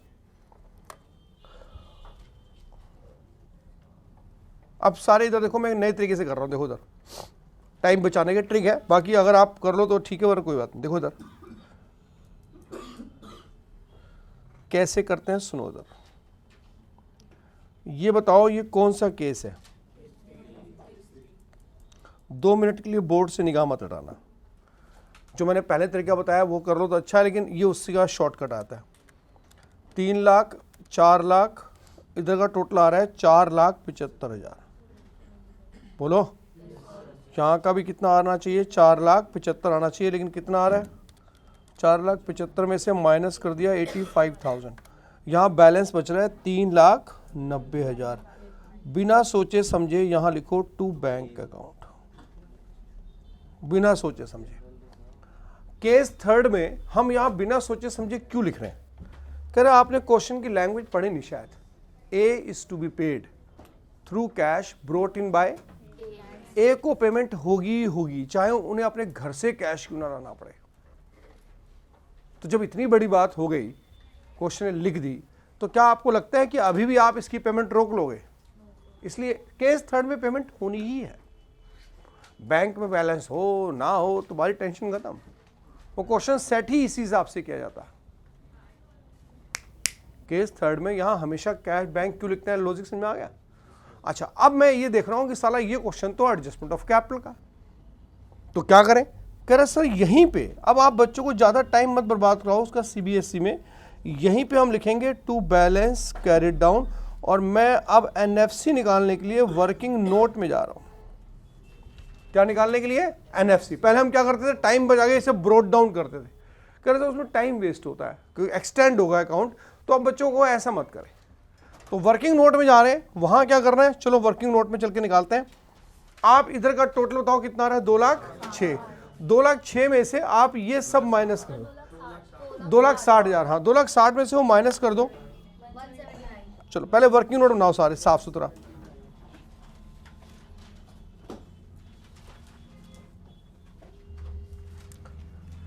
यहां पे आप लिखो वर्ड 20 कैपिटल। कई बार ये मैं वर्किंग नोट बनाना सिखा चुका हूं, फिर भी कोई बच्चा टेस्ट में सही नहीं बनाता, ठीक है? तो जिनको ये टारगेट पे चैप्टर लेना है वो जरूर सीखें, और ऐसे लिखें 20 कैपिटल आफ्टर ऑल एडजस्टमेंट। अब आप कैपिटल अकाउंट में गए तो इधर का टोटल आ रहा है 2,60,000, इसमें से आपने माइनस किया 81,000, 1,79,000 यहाँ लिखिए। कोई जानना चाहेगा मैंने 1,79,000 कैसे निकाला? अब लिखिए seize capital after all adjustment. 1,40,000 में से माइनस किया 34 माइनस 61,000। इन दोनों का यहां पर हमने टोटल कर दिया 2,40,000। अब यहां तक पहले लिख लो आप। अब यहां गलती करते हैं आप सब, यहां पे लिखो ऐड। आज ओरिजिनल बात बताता हूं यहां पे क्या लिखना चाहिए। पहले बार ब्रह्मास्त्र में मैंने यही बताया था, वो समझ भी गए, बाकी फिर पैदल हो गए। लिखा ये जाता है अमाउंट रिक्वायर्ड, पर्व माजे इधर देख ले साले, इससे ये पूछो इसने अभी इसका वर्किंग नोट उठा के अभी भी देख लो, इसने लैंग्वेज लिखी होगी यहाँ पर। ये लिखा है, देख लो क्या लिखा है पता? 2,40,000 आया मेरा ये। अबे लल्लू यहाँ क्या लिखा है? तभी तो बोला पैदल है तू। अब हंसेगा सेम आ गया। क्या मैं हंसा हूं? अमाउंट रिक्वायर्ड टू पे टू ए। दरअसल ये लैंग्वेज लिखी जाती है कि उसे घर से देने के लिए लाओगे ना, कितना लाओगे घर से, हम वो कैलकुलेशन यहां शो कर रहे होते हैं। अमाउंट रिक्वायर्ड टू पे टू ए। अब ये कैसे निकालते हैं? इसके लिए यहां पे लिखो as capital after all adjustment. अच्छा, एज कैपिटल आफ्टर में वही होती है जो आपने उसे बैंक से पेमेंट की है। 3,90,000 की पेमेंट की थी आपने उसे, यही 3,90,000 ये है एज कैपिटल आफ्टर ऑल। ये लिखो 3,90,000, पर वो 3,90,000 रुपए यहां लिखते हैं। ठीक इसके नीचे मत लिख देना जल्दीबाजी में। अब इसमें से लेस करो बैंक बैलेंस, कैश या बैंक। कैश या बैंक का वो बैलेंस माइनस करो जो बैलेंस शीट में गिवन है। अच्छा, अब मैं जा रहा हूं बैंक बैलेंस, सुनो इधर, मैं गया बैंक बैलेंस।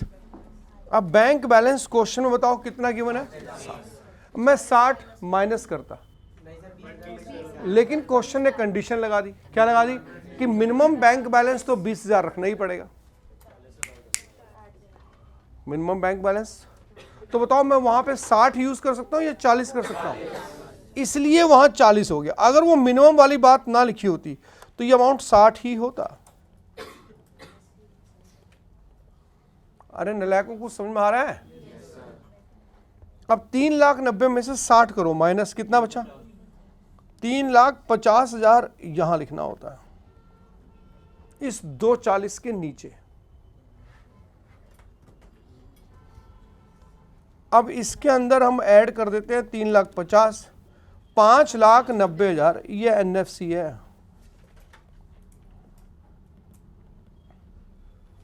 ये नहीं आता सालों तुम्हारे को, ऊट पटांग बनाते रहेंगे, कोई चीज कहीं भाग रही है, कुछ प्रेजेंटेशन नहीं है, कुछ नहीं बनाते रहो। साला टीचर गवर्नमेंट स्कूल का निकला ना और उसमें बीड़ी पीते हुए चेक कर रहा है, वो लपेट देगा आपको 2 मिनट में। अरे ये क्या है, 4-5 रुपये, 5 रुपये मिलने हैं उसे एक पेपर चेक करने के। नौकर तो है नहीं तुम्हारा कि तुम्हारे लिए टेंशन लेगा इसने कहाँ शो की है कैलकुलेशन। इरिटेट हुआ गाड़ देगा, यही होता है।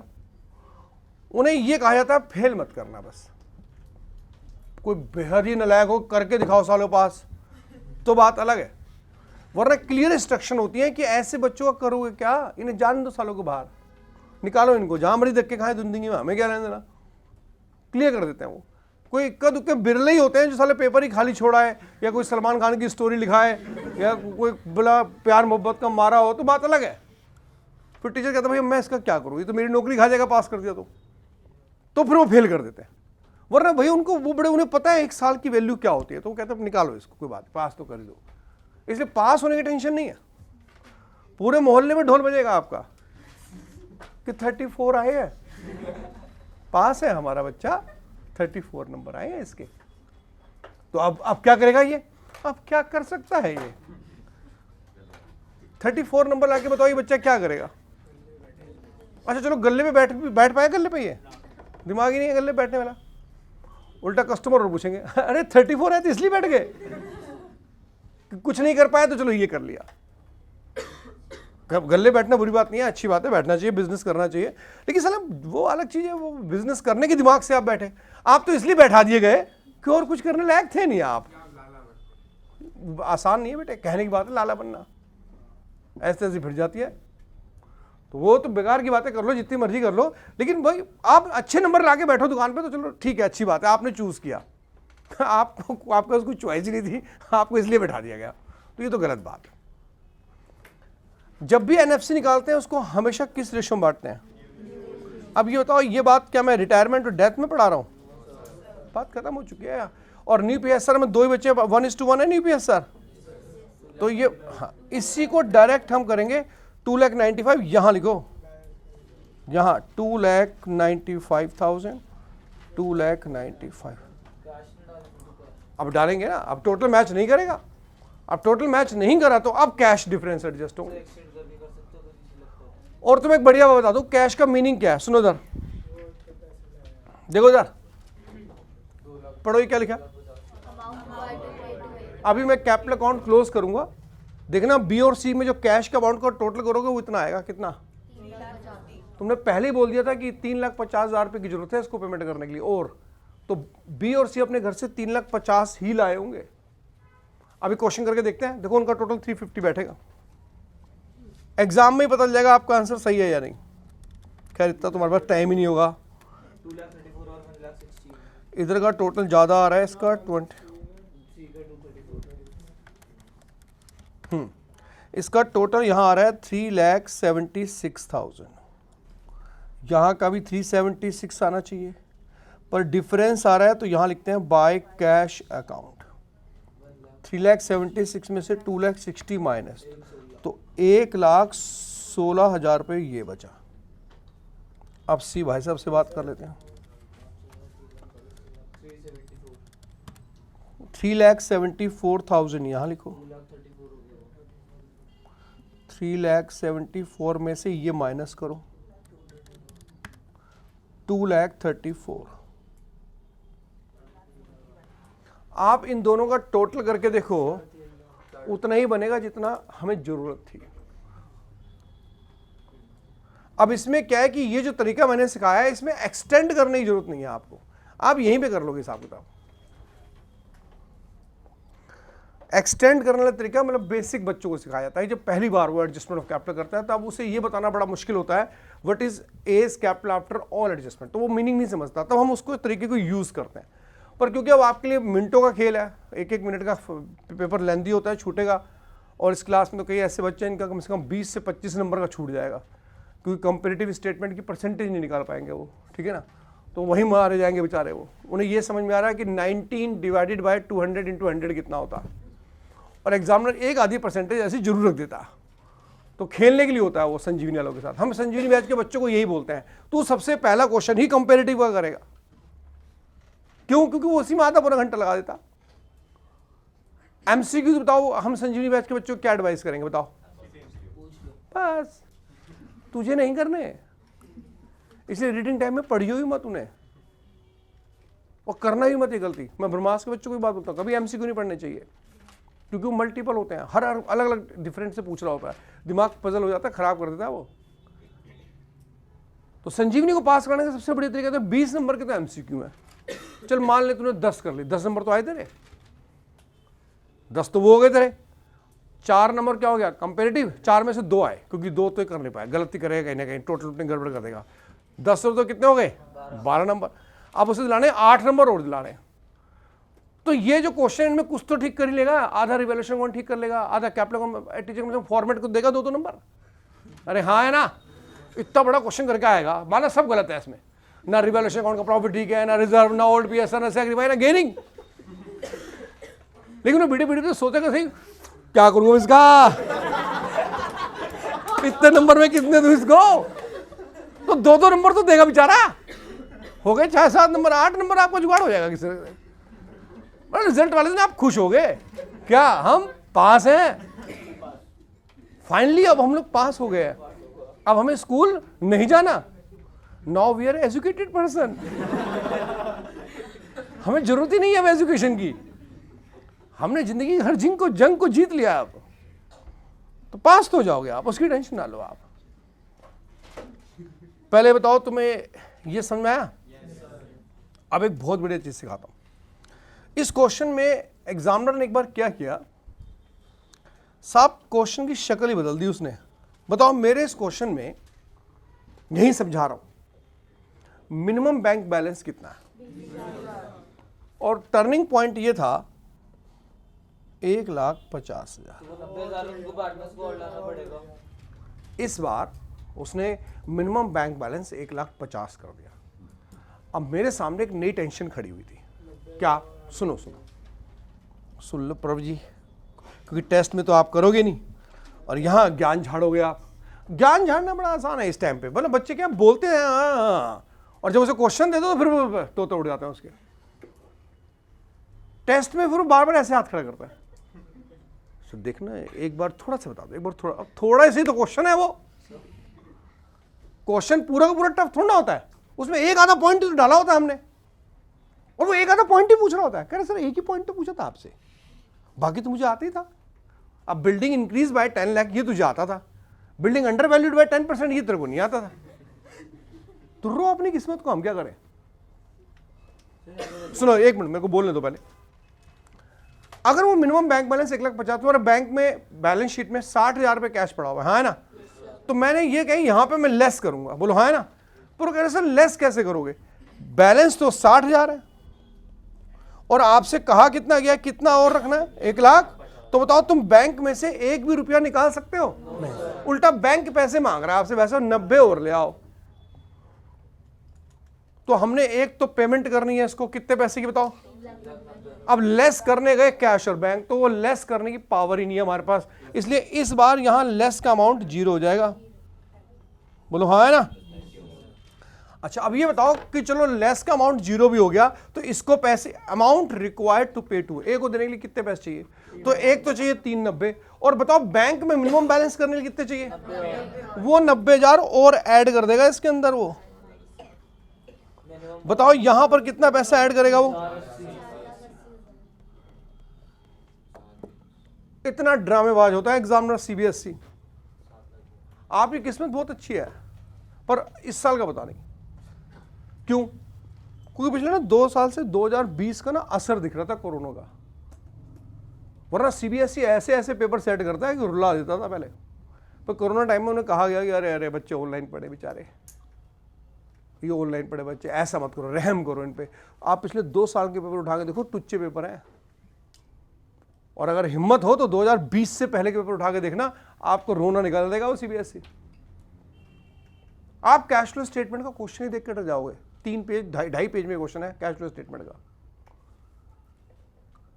मतलब अच्छे इंटेलिजेंस सेट करता है पेपर वो तो इसको इंस्ट्रक्शन दी गई है कि भाई अभी नहीं है, कोरोना टाइम के बच्चे ऑनलाइन पढ़े बच्चे बेचारे, इनका कभी वाईफाई का सिग्नल नहीं आता, कभी आंधी खंभा उखाड़ देती है, ठीक है, कभी कुछ हो जाता है। मैंने बहुत पढ़ाया ऑनलाइन, बड़ी नौटंकी होती थी।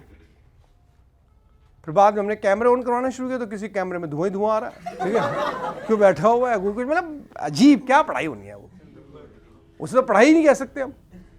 तो सीबीएसई ने इस बात को समझा। तो ये बताओ कि तुम्हारे साथ अब क्यों नहीं हो सकता ऐसा? तुम्हारे साथ तुम्हें तो लपेट देंगे वो।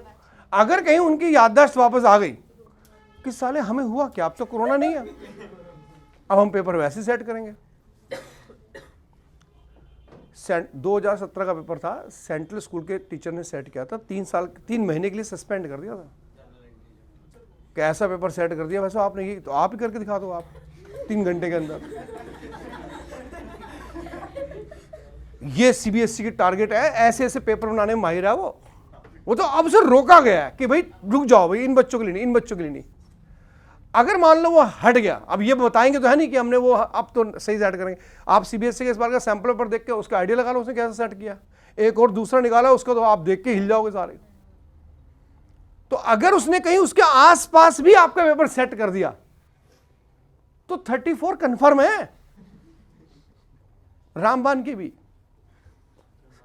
संजीवनी ब्रह्मास्त्र को देखो, मैं तैयारी ऐसा करता हूं ब्रह्मास्त्र के ऊपर ना, मैं नहीं सुनो, ब्रह्मास्त्र बैच के लिए तो बेरहम होते हैं हम। अगर वहां का बच्चा बोले कि मैं टफ क्वेश्चन में मानूंगा नहीं, बाहर निकाल देता हूं, आपको पता है वहां तो बेरहम हो जाता ना, वहां तो कहता हूं ना भाई ना, तुझे तो ऐसा बनना है कि साला ओपन चैलेंज, तुझे स्कूल के हर बच्चे को खड़े कह रहा है कि ला सकता है क्वेश्चन तो ले आ। जब तक तू ये बोलने लायक नहीं तब तक तू ब्रह्मास्त्र कहलाने लायक नहीं है। तो उनको तो अलग चीज से ढंग से पढ़ाया, तो वहां बच्चों के साथ बाउंड्री थोड़ा खड़ी गया। 6 घंटे की क्लास लेने की हिम्मत इस क्लास की नहीं है। अभी कई बच्चे मेरे तरफ इस तरह देख रहे हैं, ब्रेक तो दोगे ना आप, ब्रेक तो दोगे। एक ब्रह्मास्त्र है जो नॉन स्टॉप 6 आवर की क्लास ले सकता है और किसी के बस की नहीं है। वहां मुझे कहना पड़ता है कि जाओ थोड़ी देर ब्रेक ले लो। खैर वो बात नहीं है, कंपैरिजन मैं नहीं कर रहा किसी के साथ। मुझे बताओ, ये अगर उसने मिनिमम बैंक बैलेंस में पॉइंट डाल दिया तो तुम्हें अकल आई तुम्हें करना क्या? कि ठीक है पता है माइनस करना होता है, लेकिन कभी कभी वो मिनिमम बैंक बैलेंस आपके बैलेंस शीट से भी ज्यादा कर देता। टीएस गेवाल की बुक का क्वेश्चन है, बहुत अच्छा क्वेश्चन है, ब्रेक दे दूंगा पर सुन लो। कई बच्चे मेरे तरफ देखते हैं फिर पढ़ा लग गए। देखना मैं एक हल्का सा चेंज करूंगा और आप गलती कर दोगे। देखो इधर ये क्वेश्चन है, हल्का सा चेंज और आप गलत कर दोगे। मैं इस क्वेश्चन के अंदर फिर से मिनिमम बैंक बैलेंस 20,000 ही लिख रहा हूं। अब क्योंकि मैं हाईलाइट करूंगा तो आप पकड़ भी लोगे पॉइंट को, पर उस क्वेश्चन में किसी बच्चे ने वो पॉइंट नहीं पकड़ा। टीएस गेवाल का शायद लास्ट क्वेश्चन ये है या एक दो, उसमें यही केस थर्ड में बनाया उसने केस। उसने एक लाइन लिखी, creditors not yet recorded rupees कितना, नाउ पेड। अब उसने उनकी पेमेंट कर दी। पहले सुनो आप, क्या लिख दिया, नाउ। दुनिया जानती है कि साले अगर इनकी पेमेंट हो गई तो तुम्हारा बैंक बैलेंस कम हो जाएगा। बताओ तुम्हारा बैंक बैलेंस अभी भी 60 रहा या 30 रह जाएगा? 30। और मिनिमम बैलेंस कितना कह रहा है, तो वहां पे कैश कितना आएगा? लेकिन किसी बच्चे ने, नालायक आत्मा ने ये चीज पर, किसी ने नहीं, सबने उठा के 60 में से 20 माइनस किया। परम महाजन है, इसे बोलो 60 में से 20 ही माइनस करेगा ये, क्योंकि मीनिंग नहीं निकालेगा ये मीनिंग निकालता। और जो एजुकेशन है वो यही कहती है, आप मीनिंग क्यों नहीं, हमारा क्वेश्चन, हमारा जो सब्जेक्ट है क्रिएटिव है, ये इसमें चेंजेस किए जा सकते हैं। क्वेश्चन के अंदर मैं चेंजेस शो कर देता हूं अभी आपके सामने खड़े खड़े, पर स्टूडेंट एक लाइन में पढ़ना पसंद करता है कि पहले क्या बनता है, रिवैल्यूएशन। वो लाइन में पढ़ रहा है तभी गलती कर रहा है, तभी उसे शायद चैप्टर टफ लगते हैं, जबकि टफ कुछ भी नहीं है उसके अंदर। तो कभी कभी ऐसा होता है कि बीच में एक ऐसी एडजस्टमेंट डाल देता है, इसमें पेमेंट करवा देता है, उससे बैंक बैलेंस गड़बड़ हो जाता है। और हमारी आदत होती है कि हम बैलेंस शीट का बैंक देखते हैं और मिनिमम देखते हैं और वो पेमेंट एडजस्ट कर देते हैं। ये दूसरी बड़ी गलती होगी। अब बताओ, केस थर्ड इतने कॉन्फिडेंस से मैं क्यों कह रहा हूं कि इंपॉर्टेंट होता है, क्योंकि सारे ड्रामे इसी के साथ हैं। ये बैंक के साथ जो खेलता है ना, वो इसमें, इस केस में खेल सकता है, इसमें नहीं खेल सकता, इसमें भी नहीं खेल सकता, वो खेलेगा इसी केस के अंदर। बताओ ये क्वेश्चन कितने नंबर का आएगा? 1 नंबर। लिखो, तुम्हें 1 नंबर का क्वेश्चन दिखाता हूं, लिखो।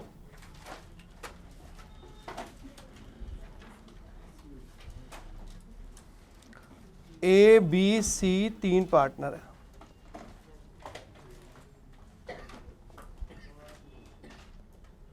Capital after all adjustment 3 lakh, 2 lakh, 1 lakh.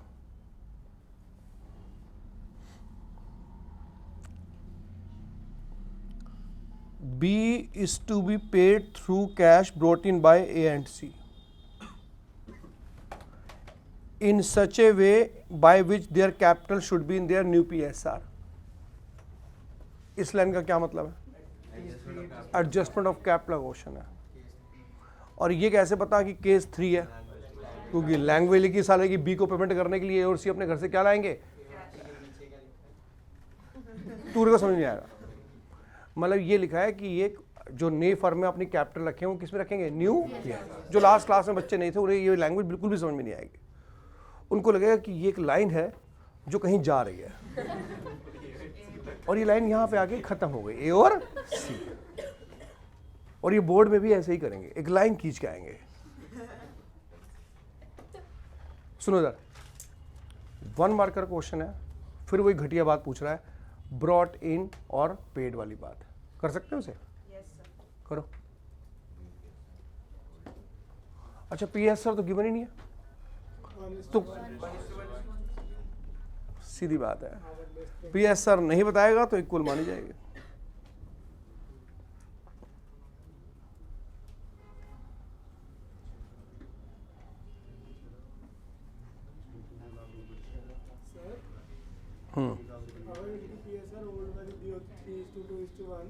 अभी तो क्वेश्चन कर पहले, मैंने तो तुझे पहले सब कुछ पता करना है, जब सॉल्व करने को बोलो तो इसे पता कितना कैश लेकर आएंगे या कोई विड्रॉ करेगा ये बताना है।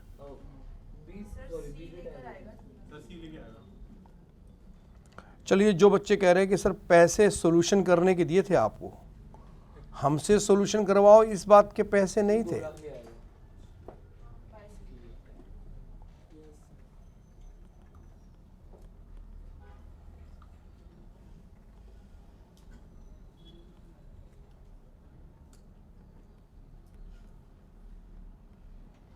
देखना जरा कुछ कुछ समझ में आया कि नहीं।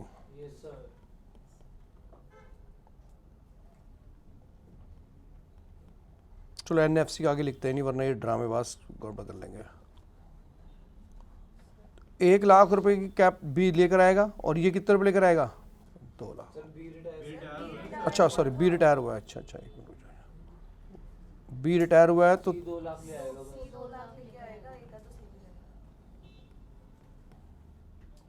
तो 2 लाख रुपए लाएगा और इसको उठा के पेमेंट कर देगा। अब 1 मार्कर क्वेश्चन ऐसा लाइए, लेकिन दिमाग पूरा चाहिए। अच्छा बताओ NFC कैसे निकाले तुमने?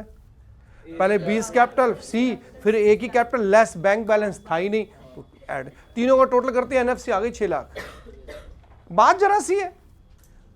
अब एग्जामिनर कह रहे हैं मैंने 1 नंबर पूछ लिया, तो आप चिढ़ क्यों रहे हो? फिर आप यही हो रहा है बस गड़बड़, यही तुम्हारे साथ होगा। 1 नंबर और 3 नंबर क्वेश्चन जाएंगे तुम्हारे हाथ से। 1 नंबर चलो बचा लिया पड़ोसी ने, अगर पड़ोसी इंटेलिजेंट हुआ तो पता नहीं तुम पड़ोसी को लात मार रहे हो, तुम्हें लात मार रहा, तू बता दे साले। और कई बार तो एग्जामिनेशन हॉल में बैठ के डिस्कशन हो रहा होता है, क्या क्वेश्चन ही गलत है, सारे बैठे हुए आराम, मिसप्रिंट तो फिर भी चलो एक बार को सुन लेते हो, कहते क्वेश्चन गलत है सर, आउट ऑफ कोर्स ऐसा कोई क्वेश्चन होता ही नहीं। एडजस्टमेंट और कैपिटल में तो एक बैलेंस शीट होती है बहुत बड़ी, बकायदा उसके नीचे क्या लिखी होती है? एडजस्टमेंट लिखी होती है बहुत सारी। ये कहां से ले आए आप? 3 नंबर क्वेश्चन देखो, एडजस्टमेंट कैपिटल लिखो।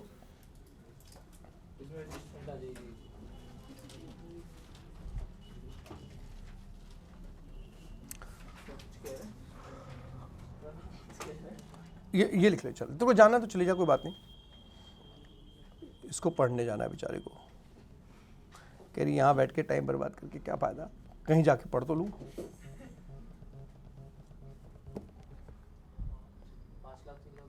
हेलो, हाँ हाँ बेटा, हाँ क्या कह रहे हो? अच्छा,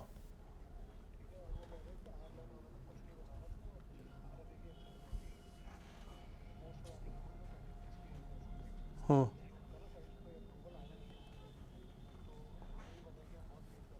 हम्म हम्म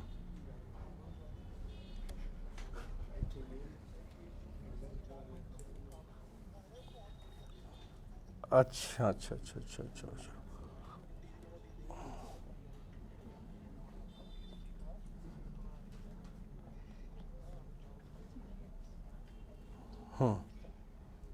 अच्छा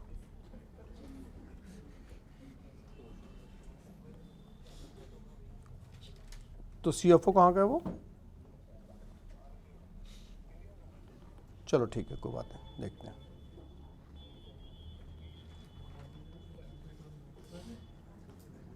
कोई बात नहीं, ठीक है, चल ठीक है।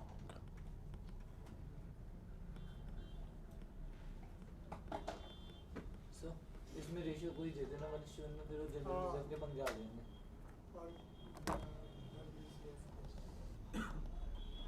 लो सुनो इधर, पहले मैं बोल दूं मैंने क्या लिखा है। कैपिटल लिखिए, लेकिन कैपिटल बैलेंस शीट वाली है। अब इतनी अक्ल तो आ गई होगी कि कैपिटल बैलेंस शीट वाली अलग होती है और कैपिटल आफ्टर ऑल एडजस्टमेंट अलग होती है, ठीक है। General reserve, workman compensation fund, P&L, debit wallet. Debit मतलब फिक्टिशियस एसेट्स। अब थोड़ी अक्ल आ गई बच्चों में, अब समझने लगे। और अगर मैं खाली P&L लिख देता तो कहीं खाली P&L तो क्रेडिट माना जाता है वो, ठीक। मेरा बड़ा मन था गुडविल लिखने का, फर्म्स गुडविल वैल्यूड एट। अगर मैं वो लिख देता तो ये एडजस्टमेंट वाली गुडविल आती, और एडजस्टमेंट गुडविल की एंट्री क्या होती है, गेनिंग टू, उसका इंपैक्ट मुझे लेना पड़ता है इसके ऊपर भी, कैपिटल के ऊपर। तो फिर कुछ बच्चों की शक्ल याद आ गई, उन्होंने कहा यही नहीं आता तो फिर वो कहाँ से आएगा, पर वो आएगा, गुडविल को जरूर लिखता है ऐसे क्वेश्चन के अंदर वो, ठीक। बताओ मैंने ये लाइन लिख के क्या साबित किया कि ये एडजस्टमेंट कैपिटल का क्वेश्चन है। अच्छा बताओ रिटायरमेंट में एडजस्टमेंट कैपिटल कितने केस होते हैं, पहले की पहचान है ये नहीं। तीसरे केस की पहचान क्या होती है, ए को पेमेंट करने के लिए बी और सी अपने घर से लाएंगे, है ये क्वेश्चन, केस 2 है ये। इतनी सी बात है भाई साहब, 5 मिनट बैठ जाओ, ऐसे घर पे नोट्स बना लो, चेंज इन पीएसआर का, एडजस्टमेंट कैपिटल, एडमिशन का और रिटायरमेंट का, बस वो एक बार आप बैठोगे आपके दिमाग में सेट हो जाएगा। अब वो अलग बात है आप बैठते कब है, हो सकता है कि बच्चे 25 मार्च को बैठे, चलो क्या सर आज अकाउंट का पेपर देख रहे हैं, आज समझ में आया कैसे करना होता है। 23 मार्च को आपका पेपर है तो शायद आपके बच्चे 22 मार्च की रात को बैठेंगे, सर क्या बता रहे थे आपके, लिख के देख लें एक बार। तो उसमें मत लिखो, यही टाइम होता है सब करने का, एक बार आपके माइंड में करो जरा इस क्वेश्चन को। जा सानवी तू जा, अब तुझे पढ़ना है, एक दिन कामयाब इंसान बनना बेटे, जाओ पढ़ो, जा, कुछ डांट खाएगी जा। तो इसमें हम वो करते हैं जो एग्जिस्टिंग पार्टनर है दोनों के कैपिटल को प्लस करके मुझे क्या पता, आखिरी में मैं क्यों बताऊं।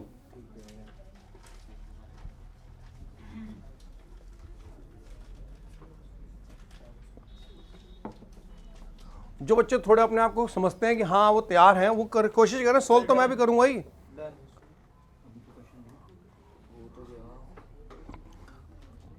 जाओ बेटे मन लगा के पढ़ना, इज्जत का सवाल है हमारी।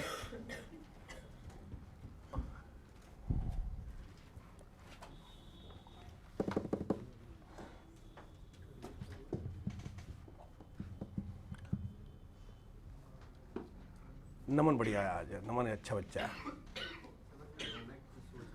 गुड।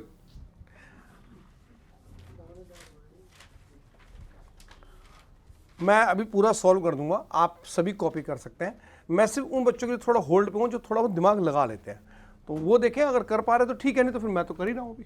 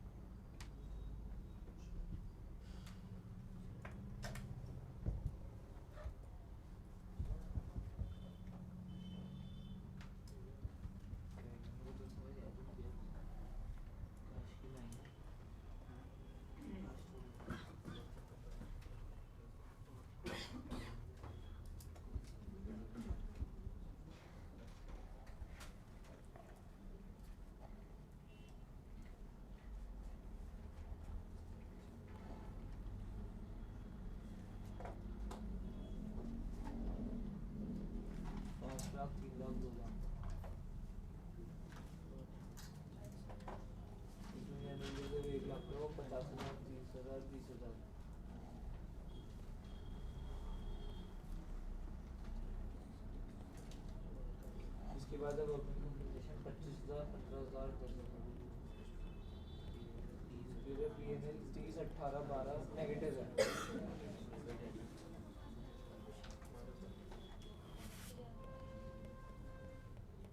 नेगेटिव है सर तीनों से। इनका टोटल है एक का 5,45,000, 327, 2, 18 क्या ए का टोटल कितना, 545, एक मिनट, 5,45,000, 3,27, 280 बी और सी का मिला के 545। एक मिनट। अब इधर देखो, ये काम आप लोगों ने करना, मैंने एडमिशन में सिखा दिया था एक चीज़ तुम्हारे को कि भैया बड़े जल्दी ऐसे कर लेते हैं। आप 3 नंबर के क्वेश्चन सवाल लो, 6 नंबर का गलत कभी नहीं होगा आपका, 6 नंबर में कुछ नहीं उखाड़ पाएगा, वो पैटर्न है, ये पैटर्न थोड़ा गड़बड़ होता है। अब हो रहा है केस 2 है, अब मुझे पता चल गया एडिशनल कैपिटल है, तो केस 2 में एनएफसी निकलती कैसे है? बी की कैपिटल और सी की कैपिटल, इनका टोटल कर लो। सर ये हमेशा जो रिटायरिंग पार्टनर्स के इक्वल आएगा? नहीं, ऐसा कोई जरूरी नहीं होता। एनएफसी आ गया 5,40,000। अब इसको न्यू रेशियो में बांटेंगे, क्या है साहब? रिटायरमेंट है, ये रिटायर हुआ और इसके रिटायर होते ही इनकी रेशियो ये मानी जाएगी 3:2। यही न्यू रेशियो और यही क्या है? Gaining ratio. न्यू रेशियो जब आप इक्वल मान सकते हो, जब वो क्वेश्चन जैसे इससे ऊपर वाला क्वेश्चन था उसमें कुछ था ही नहीं, तो 1:1:1 था, एक रिटायर तो 1:1 ही बची वो। अब 3:2 में इसे बांटेंगे। अब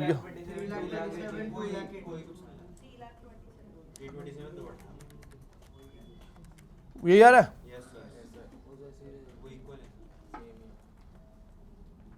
नील समय बेटा, बात नहीं। तो ये ऐसे क्वेश्चंस हैं जिनकी तैयारी यही आपको करनी है, इन्हीं की तैयारी करनी है आपको। आप 3 नंबर क्वेश्चन से डरो अगर डरना है, 6 नंबर में तो हाथ पैर चल जाएंगे थोड़े बहुत आपके। वहाँ भाई रिवैल्यूएशन अकाउंट बनाओगे, लेजर वेजर बनाओगे, कैपिटल अकाउंट बनाओगे तो अच्छा लगता है, कुछ अच्छी फीलिंग आएगी आपके अंदर कि हम कुछ कर पा रहे हैं। इनमें तो भाई साहब पूरा दिमाग लगाना पड़ता है, तो यहाँ फिर फीलिंग नहीं आती। बच्चा अगर खाली बैठता है एग्जाम में, 1 नंबर वाला एमसीक्यू कोई आपको चलो बता भी देगा कि 3rd का ए, 4th का बी, उससे पूछो इसका, तो आप क्या बोलोगे? शीट ही देते भाई। अब ये तो किसी से शीट मांगोगे, अगर वो नालायक हुआ तो कोई दिक्कत नहीं, दे भी सकता है। होशियार वाला आपको शीट दे देगा अपनी, वो तो वैसे चिड़ा बैठा होगा कि साले पूरे साल ऐसे जिक्र भाई मैंने, ब्रह्मास में गया मैं, वीक में 2-2 टेस्ट झेले मैंने, चंद्र सर के ताने सुने मैंने, शीट तुझे मैं आप दे दूं, तू ताने मारेगा बाद में, तो तू तो फ्री में हो जाएगा। वो देगा ही नहीं आपको शीट, किसी हालत में भी नहीं देगा, किसी हालत में देगा आपको अच्छे क्वेश्चन की शीट। और अगर कहीं वो काइया हुआ तो गलत बताएगा, पहले का 4th है, फिर रो गया आप। यार को बेटा जब एग्जाम होता है ना, उस समय पता नहीं क्या होता है कि हर बच्चे को अपनी पढ़ी होती है, और कोई भी आगे वाला बच्चा ये नहीं चाहता कि पीछे वाले का नंबर मेरे से ज्यादा आ जाए। कुछ भी कर लो आप, अगर आप दोनों पैरेलल हो, जैसे कुछ आपको आता है कुछ उसे आता है, तो डील हो जाएगी। लेकिन पता चले कि ये तो मेरे ही सहारे है, डील नहीं होगी। वैसे अब उसूल की बात है, सबसे बड़ा बिजनेस तो वहीं चलता है कि बुक 1 तेरी स्ट्रॉन्ग है, हाँ भाई बुक 1 में मैं तो टेंशन ना ले, बुक 2 और 3 भाई मेरी स्ट्रॉन्ग है, डन, हमारे बीच में बन गई। भाई तेरी कौन सी बुक स्ट्रॉन्ग है भाई? जो है बस बता दियो भाई। तो मुझे लगता नहीं भाई बताएगा आपको। अब सुनो इधर, मैं डेथ ऑफ पार्टनर में 2 चीजें पढ़ा रहा हूं। एक सीधा टाइम लगाऊंगा पार्टनर्स लोन अकाउंट पे अभी ब्रेक के बाद, और एक याद है शेयर इन प्लान, वो के बच्चे ने गुस्से में देख लेंगे ना, मतलब क्या डेथ ही करा के मानोगे क्या? तो इसलिए ब्रेक दे रहा हूं, तो ब्रेक तक रेडी हो जाइए आप लोग। डेथ ऑफ पार्टनर का लोन अकाउंट बहुत टारगेट पे, इस पर उस पर बात करेंगे। Thank you.